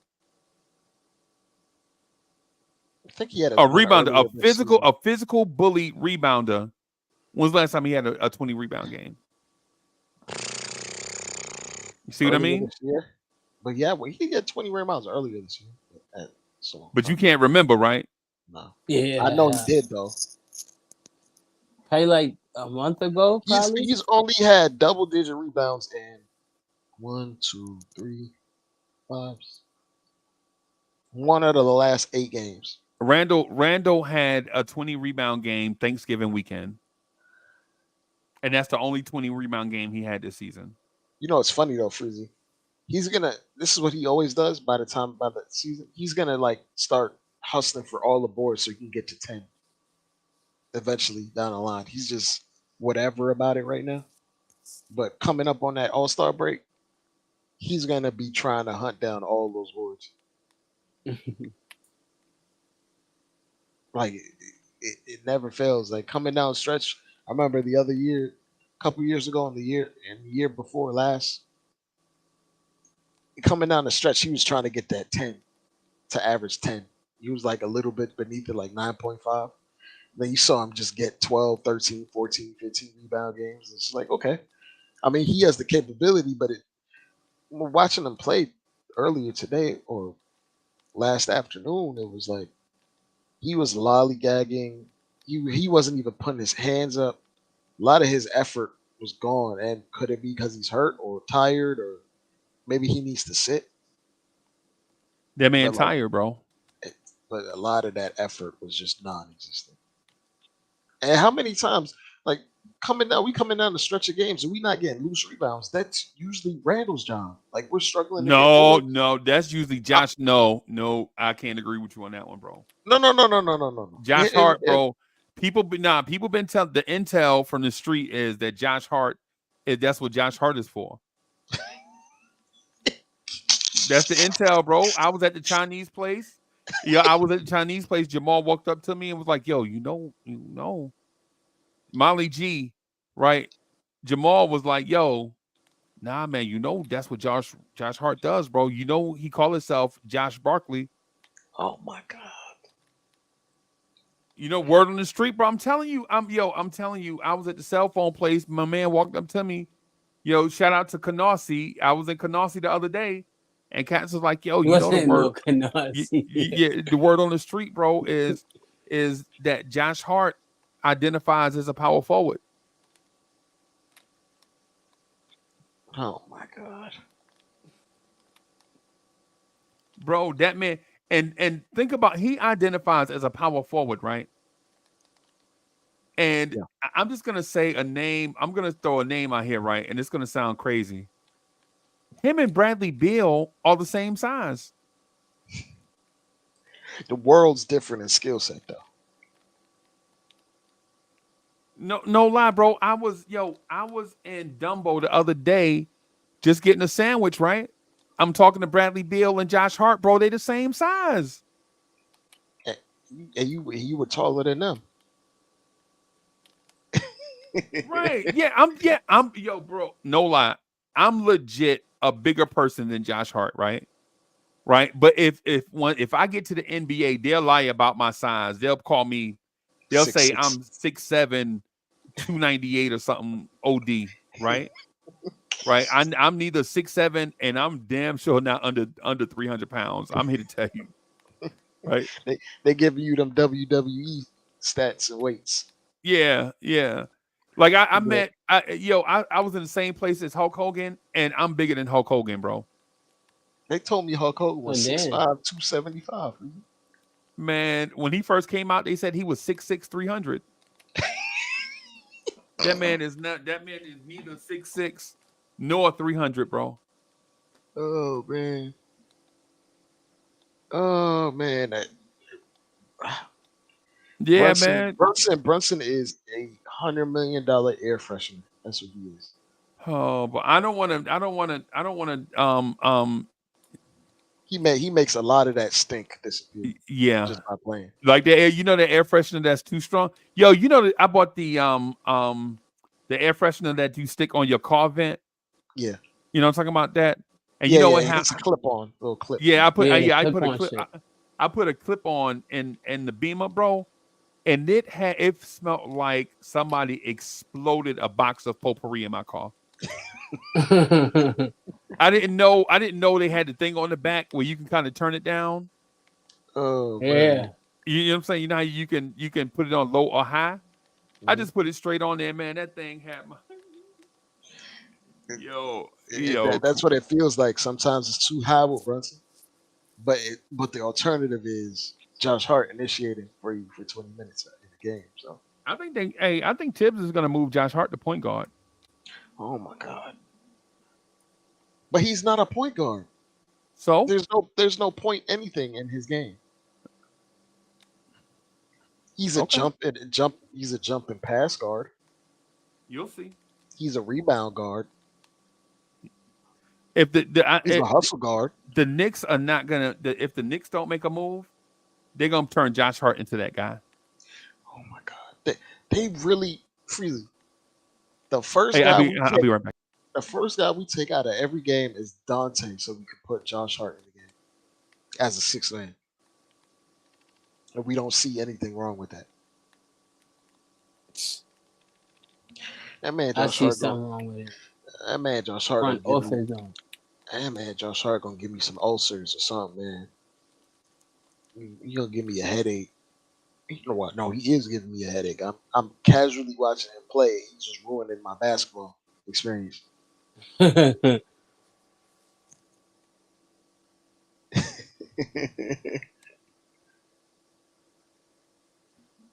He is a guard. He's a rebound guard. That's what he is, Justo. He is a rebound guard. But this is the thing. There was nothing sustainable about that 25 game stretch that he had. Nothing about it. And we bought it at its highest value. And now we're stuck. We're holding the bag. Oh man. Come on, Wacko. I would take it if Josh Hart was off my team, Wacko. I will accept that if Josh Hart was gone. If he was gone, cool. Anytime, any day. Please make it happen. I think DiVincenzo also? I think the fix is something a little bit more than that. You would give it DiVincenzo also? Nah, I'm keeping Dante. Dante's contract is slowly approaching Caruso levels of value. And I'm gonna be real with you. Deuce's contract is very valued. If we're talking about production to value and worth. But Josh Hart's not that garbage. This shit's trash. No, Trash. but right now, if the Cavaliers said we'd trade you Donovan, but we need we need Josh Hart, DiVincenzo, Fournier, and like 4 first-round picks 4? or I don't know 3 about or 4. 3. I would do it for the 3. Yeah, I'll do it without blinking. Because the only piece of value out of that deal to me would be Dante and the picks. Josh Hart ain't worth nothing to me, bro. He's a negative asset. His contract is worse than RJ's.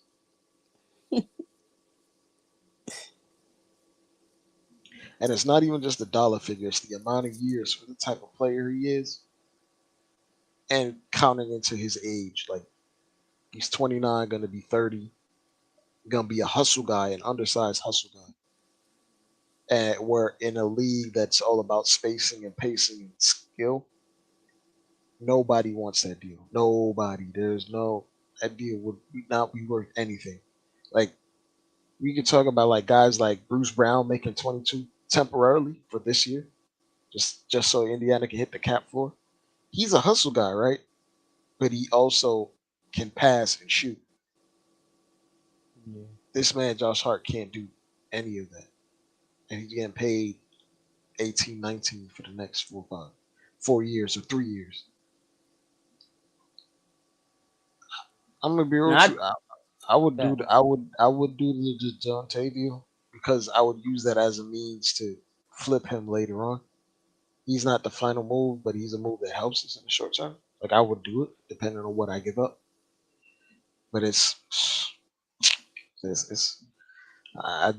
the way this front office is looking, I don't think they're gonna target him. I think they're gonna try to get they're gonna try to get Brogdon. At least that's what I think. And if not, then if they can't reach Brogdon, then who else? Oh man, if they don't get There gotta be Brogdon, something else. they're gonna be in a tight In a space. low tier. You know what's funny? You know what's funny? They might go after Alec Burks. It's funny enough, Alec Burks is actually balling right now. So the Knicks would try to get Alec Burks, which is funny. This is very, very funny.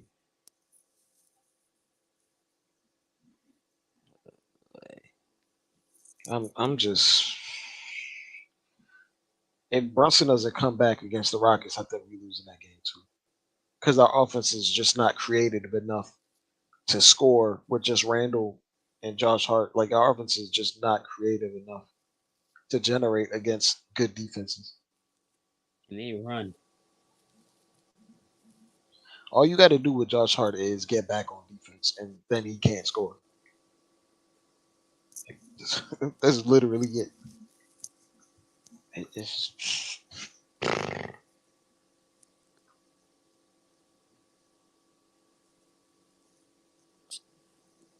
No one. They're gonna get DeJounte Murray, in my opinion. I don't. The way this organization operates, I don't think they will. I think they should, but I don't think they will.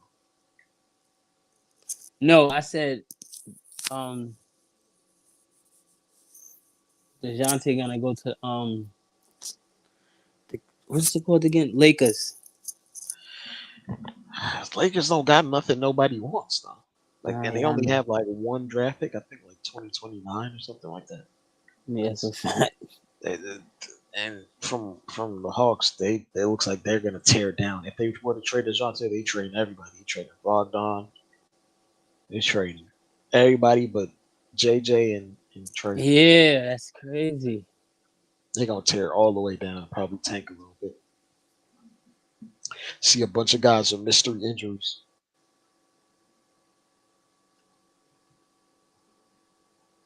I would take Hunter. Nah, But he injury prone though. yeah, he got a bulky knee. Nah, plus if we already paying Josh, I mean, I would take him if they took Josh Hart. That's They what I'm make saying. basically the same amount of money, but they would never take Josh Hart. He's of no use to them. He's not a rebuilding player, and he's not a contending player. He's just a guy. He's making too much money. Like, if you're rebuilding, you don't want Josh Hart. If you're contending, you don't want Josh Hart. And I'm saying this on the pretenses of how much money he makes. So why? So I why mean, did Knicks? you would take Josh Hart on 5 million. You take Josh Hart at 8 million.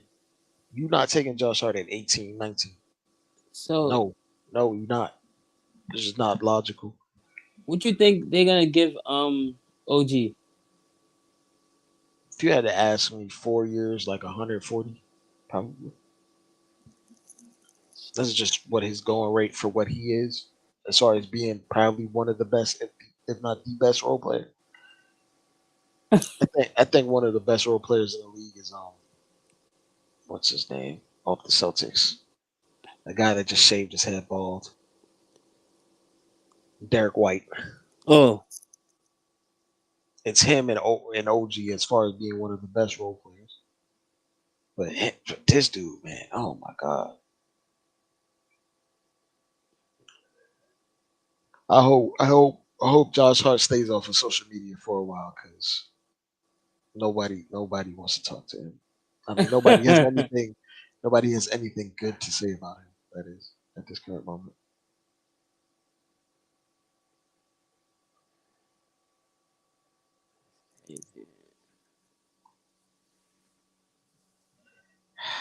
Man, it's just so frustrating.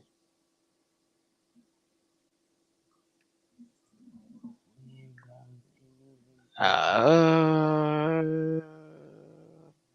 Wacko, how are you paying for his contract? Because by cap rules, that literally is impossible to make happen. Unless you getting guys to sign for vet minimum, that is literally not going to happen. That sounds like a team into a third apron, and that doesn't even exist in the cap. That doesn't even sound feasible. Sound good on paper, but there's literally no way you can get that starting lineup and pay Josh Hart or Isaiah Hartenstein. You got to be able to split hairs on those two. Like one of them you might be able to keep, but financially it's like impossible to have all those guys.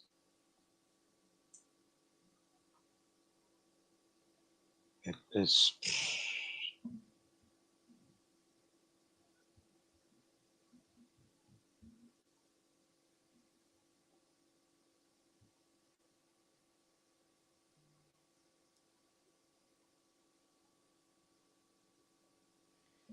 man, man, Tibbs, man.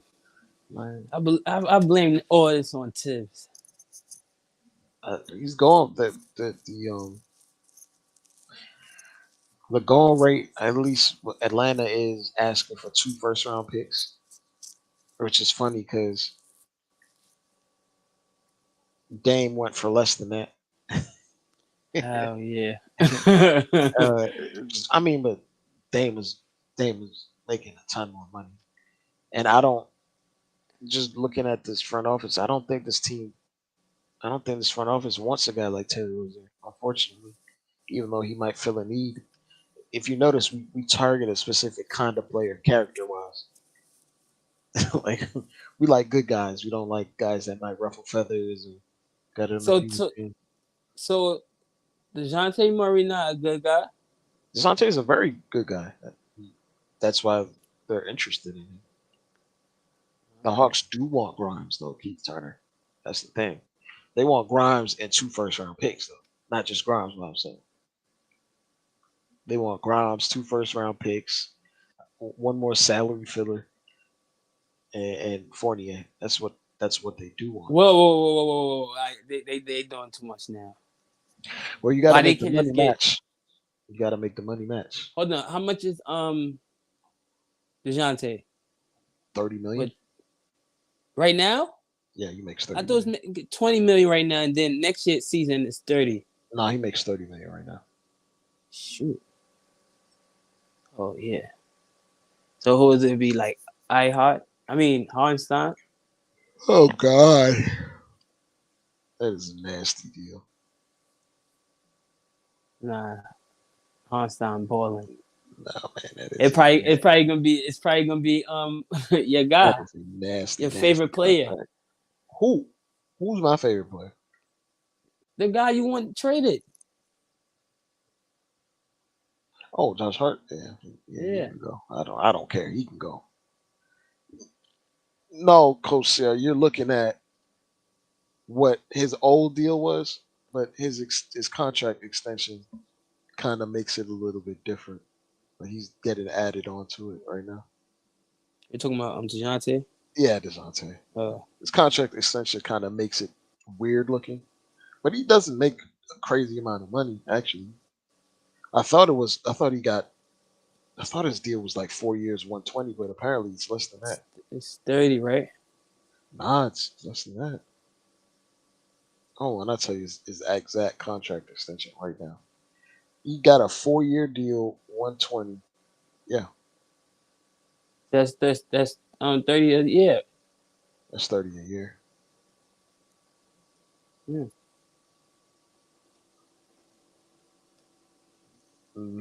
And then if you keep looking at what he's making, it doesn't really add out to what you think it does. Because his original extension, 4 years, blah blah blah blah blah blah blah blah blah blah blah. Transactions. I'll tell you right now.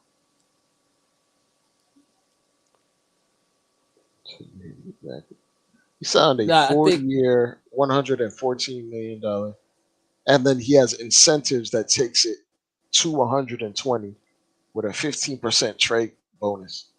So it gets a little bit more complicated if you were to lift it. If you were to keep his trade bonus, then his value goes up in the deal. But essentially, it's 114 over 4 years. So he's making around 25 plus. Uh, uh, But his likely incentives take him over that threshold where he's gonna make more than that. But it, it's he's not gonna make like an enormous amount of money where it's impossible to move. He's gonna be an attractive contract where you can flip him if you were to take him on. Well, if you're making the move, if you're gonna make the move, you're thinking about what he's making in the future, not what he's making right now.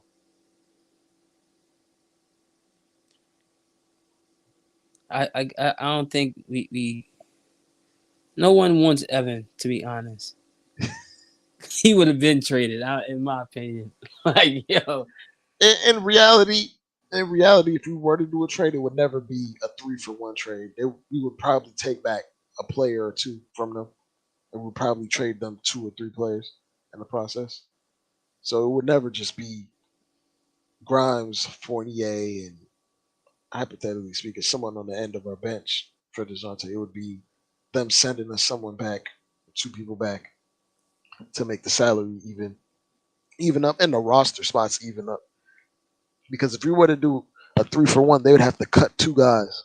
And instead of cutting 2 guys, they would just probably just send us 2 guys.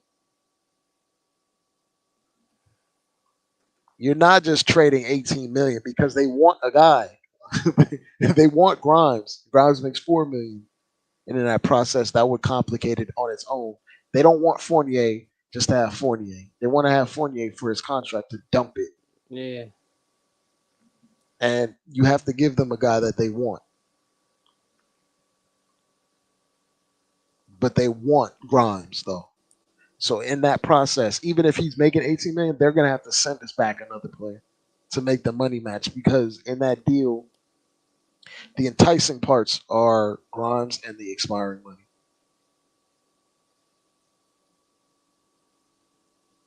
Uh, I don't know if they want to give up Griffin.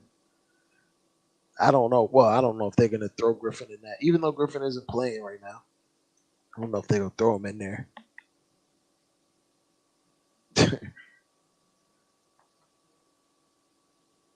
Bay. Oh my God, another Villanova guy. Make it stop. Atlanta Make ain't it doing stop. that. No more Villanova guys, man. Make it Oh my stop, god. please. No more. No more Villanova, please. No more. I'm tired. No more. I'm beaten. You win. I don't want no more Villanova guys. AJ for Griffin for grounds. His base salary or his average salary over the lifetime of that contract is 28 million per year for the contract. Now he has likely incentives that'll take him into 120 million, and that takes him from his age 28 to 31 year. But in that process, him making 24 to 26 to 28 to 30 million at the back end makes him more attractive to flip to another team because you're kind of with his contract, you're kind of consolidating and using him as a future trade chip for the guy that you really want. And I think no matter what's happening, we're doing every move with Brunson in mind. Brunson is basically the focal point of this organization, and any move we make going forward is to maximize what Brunson can be.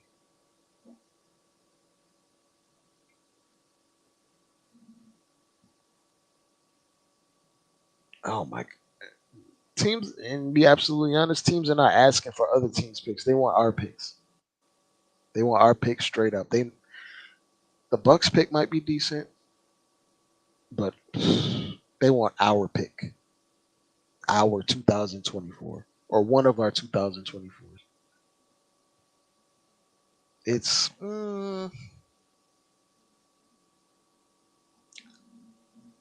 this is where things get complicated because what they actually want, Mitchell Robinson, will we actually want to give him up?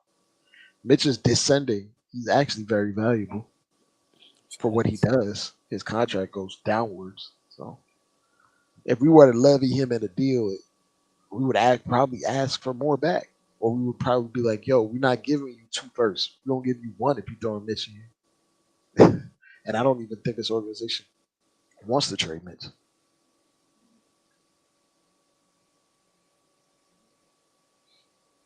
Yeah, I think Mitch is a keeper. For now, I think anybody can go. In my mind, anybody can go. And it brings me closer to a title. But I think this organization is like the only untouchable to me. Well, the JB. only untouchable that I think the organization views is JB. That's it. I don't know. That's it. He's the star. He runs the organization. He's not going nowhere. So any move we make is going to be with him in mind. We're going to try to look for guys that fit next to him. That's why OG's here to play defense that Brunson can't. Funny enough.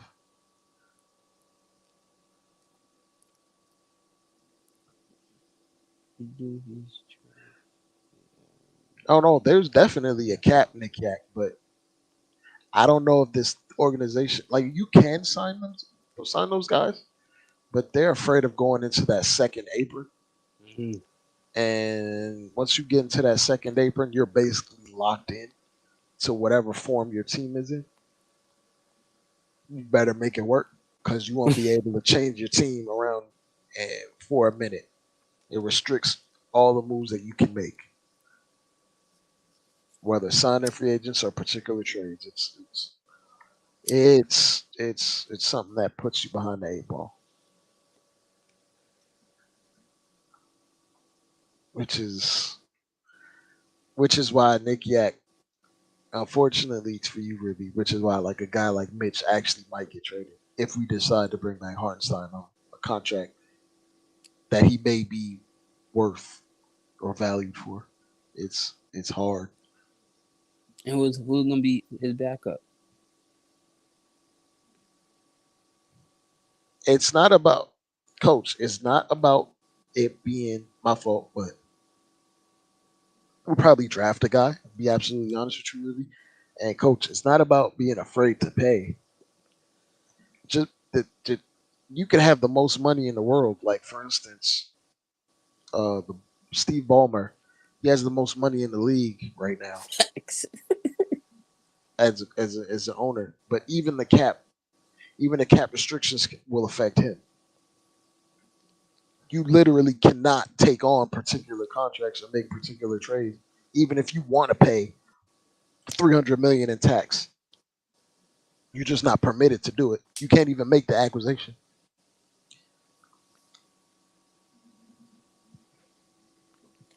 We can't go. It's not about just having a cap guy. Every organization has a cap guy. There's, the way teams are operating right now is they don't want to put themselves in a position where they're in the second apron where you can't make deals to flip your roster or change your roster because you're tied into too much money to guys that might not take you to a title, which is why you you make moves and you pivot around and you try to get value contract. It's reasons why like Josh Hart is a terrible contract. That when we take him out the second apron, guys like Josh Hart making that stupid amount of money makes it harder to maneuver because you won't be able to trade him unless you give him assets to move him. Unfortunately, Look at this deal. Wacko said. oh god, Cavs get Murray, Hunter, Knicks get Spider.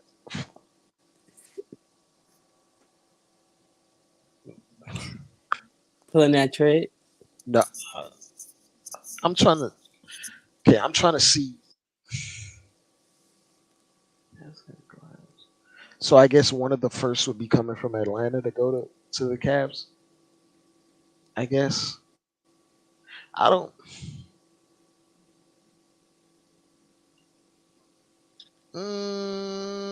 I see why the Hawks would do it. I don't see why the Cavs would do it though. Well, I kind of see why the Cavs would do it. It's not a horrible trade. I just it's when you're talking about three team deals, it gets so complicated. More variance and variables to the trade is just adding another team makes the deal more unlikely to happen. Unfortunately, who said I don't appreciate Mitch? You can appreciate a guy all you want, but unfortunately, money means money. You got to separate emotion from these sorts of things. We don't win that series without Mitch, that first series. But ultimately, you got to have in mind going forward, long term, like, yo, what works best next to Brunson? Unfortunately, you got to make tough decisions. That's just what it is. That's it's not like people get mad when you say Mitch might have to go. I'm like, damn. Like I know Mitch is a very, very good player, very, very good rim protector, Block but you this can't pay monster. everybody. You can't pay everybody. And if you're trying to think about a particular way of building a team and maximizing Brunson, which is all this organization wants to do, you might have to pick between one of them, especially before we get up to that window where you got to pay Brunson a stupid amount of money because you know Brunson's getting his max, whatever the max is 2 years from now, whether it's 60 million or whatever, 65 million. Who knows? It's going to be a lot of money though. And at that point, you literally cannot pay everyone, Oh, which is so you why think? which is why you have to take the initiative and be proactive. Oh, so you for sure it's Brunson staying. We gonna give Brunson anything he wants. This is Brunson's Mhm. organization. We treat him damn near like Steph Curry over here. So he, yeah, no, Brunson is the prodigal son. He's not going nowhere at all. Period. You don't even have to ask. Nick Yak, it's not about keeping both. If keeping both meant you get jumped into the second apron, and then that puts you in a position where you can't take a trade where you can't take more money back, or you can't sign particular players because you're locked into an apron. That's where you have to make the tough decisions. That's like moving a guy like Mitch. It's hard to explain it, but it's just the truth. Like you're gonna have to make tough decisions. Like no championship ever came well, guys being replaced and shipped off along the way. It is what it is. If you look at if you look at the Denver Nuggets, they moved about 3 or 4 guys from their original core that had when they had Jokic within his first 2, 3, 4 years. They had to move off of them and pay particular guys because they can't. You literally can't just pay anyone. When they paid Michael Porter Jr., they knew multiple other guys had to get up out there. Like Will Barton had to go. Their backup point guard had to go. You couldn't pay premium for a backup point guard at that point. They went all in a direction, and it paid out for them. But you can't pay, and for that logic is even more like important now because of the aprons. Like bro, I love Mitch, but if the front office is like, yo, we got to be able to be more smart with our money and put us in position so we can pivot to get the big star. Mitch might have to go, then so be it. That's you can't bring everyone with you to the championship, unfortunately. And the only guy on this team that they know for a fact they want to win a championship with is Brunson. That's the only guy that's not going anywhere. Everyone else is expendable. And to be absolutely honest, that's the case for most organizations. They usually have one or two guys that are untouchable, and everyone else can go. It's musical chairs at that point. That Josh Hart deal is so trash. So oh my god, that Josh Hart deal is so trash.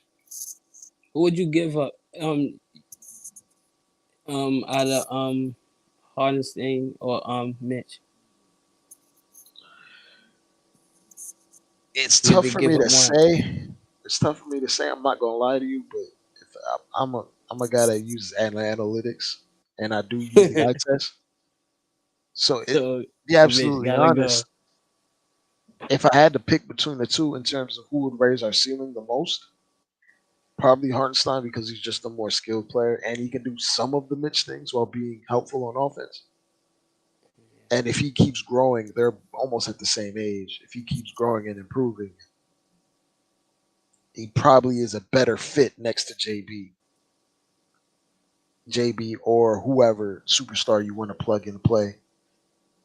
Because when you get into the playoffs, like we saw against the Miami Heat, anytime Mitch Robinson grabbed the ball, Kyle Lowry was there ready to foul him. Yeah.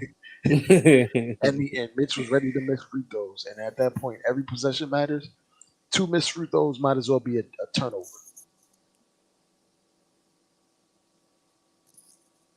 Nah, I think iHeart actually stays. I don't think he makes a stupid amount of money that people might think he might make, but he's gonna get a bump in pay. He's gonna be in that $17-18 million range, I think, personally.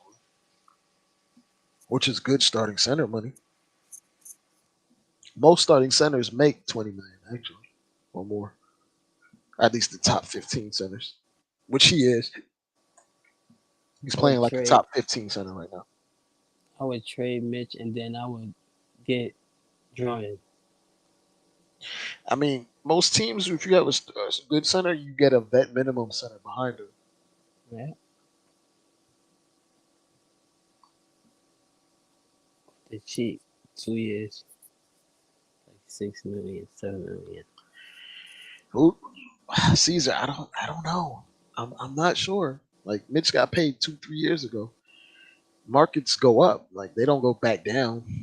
And even if he is exactly the same center that Mitch is, just because of inflation and how contracts work, he's gonna make more money because Mitch signed 2 years ago. What? Every little bit counts, Nick. Yeah, I hope you realize that. If you're saving $6 million, yeah, that matters, Nick. Yeah. Every little bit matters when you're talking about building a title contender. Every little, especially in this apron landscape, every tiny bit matters.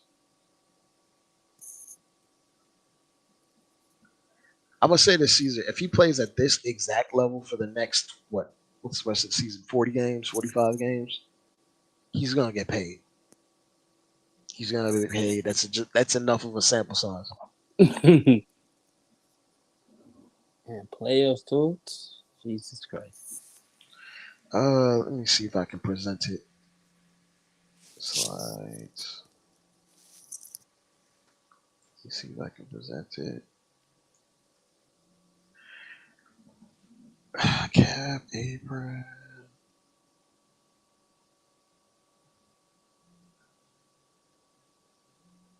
First apron is, well, I'll tell you exactly what the first apron is.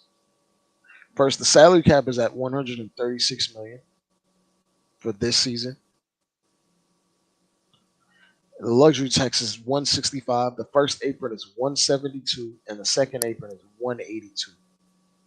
And I'll tell you the penalties. For the first apron, when you exceed a team's payroll of 172 million, these are the restrictions that you get hit with. We're not at the apron, by the way. We're not there. But these are the restrictions. Teams cannot acquire a player and assign a trade if the player keeps them above the apron.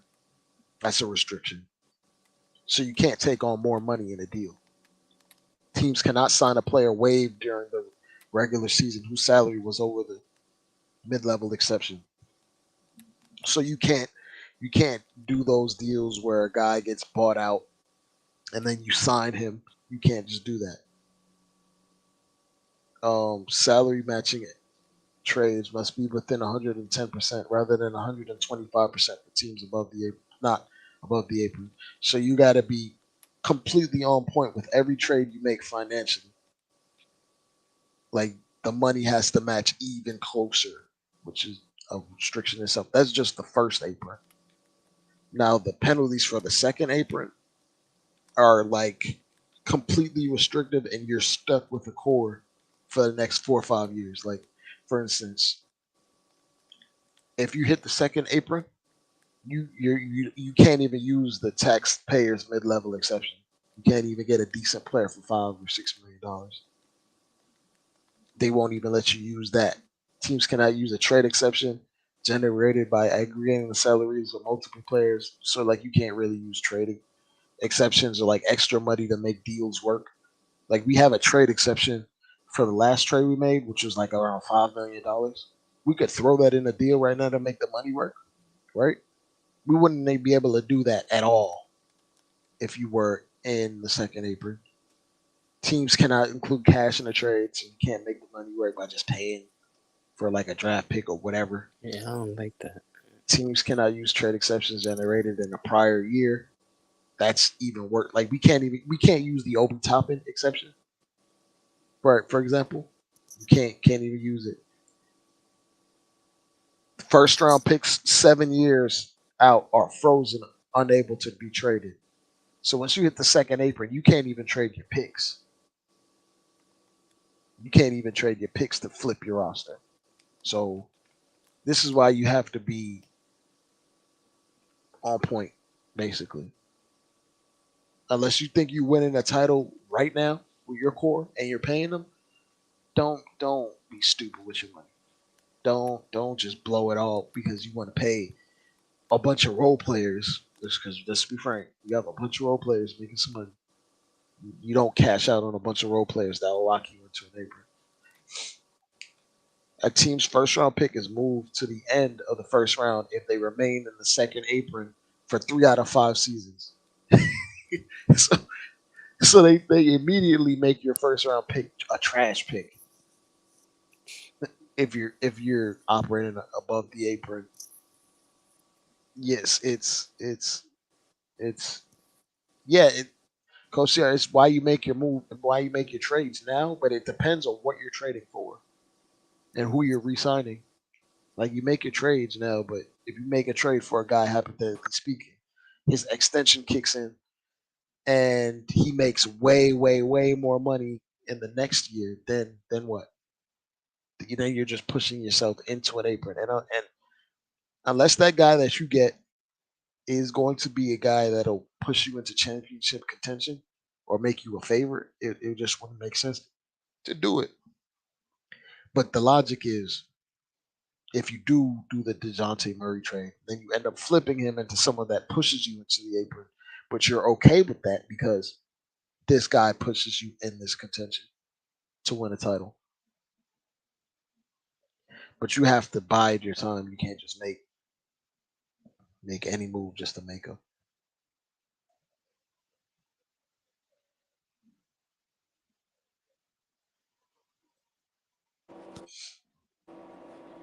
Tired of this team, as far as moving,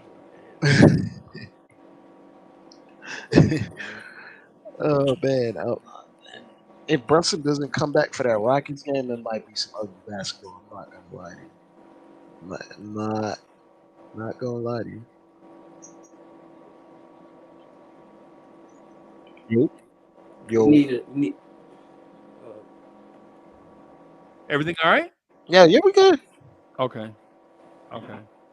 just All right. need two solid pieces. I agree, Ruby. Yo, yeah, you know what? I got a vibe going on the other side, man. I'm pulling double duty. So yeah, so what I'll do is I'm gonna just go ahead and clip this one. King Ribby, can you jump on the other side? Yeah. We talking about music, bro. I mean, All right, hold on, Bim. what type of music though? I don't. Music business. Let me All thank right. y'all everybody for rocking with us. We're gonna get out of here. Thank y'all, man, for hanging out with us, man. Peace, everybody.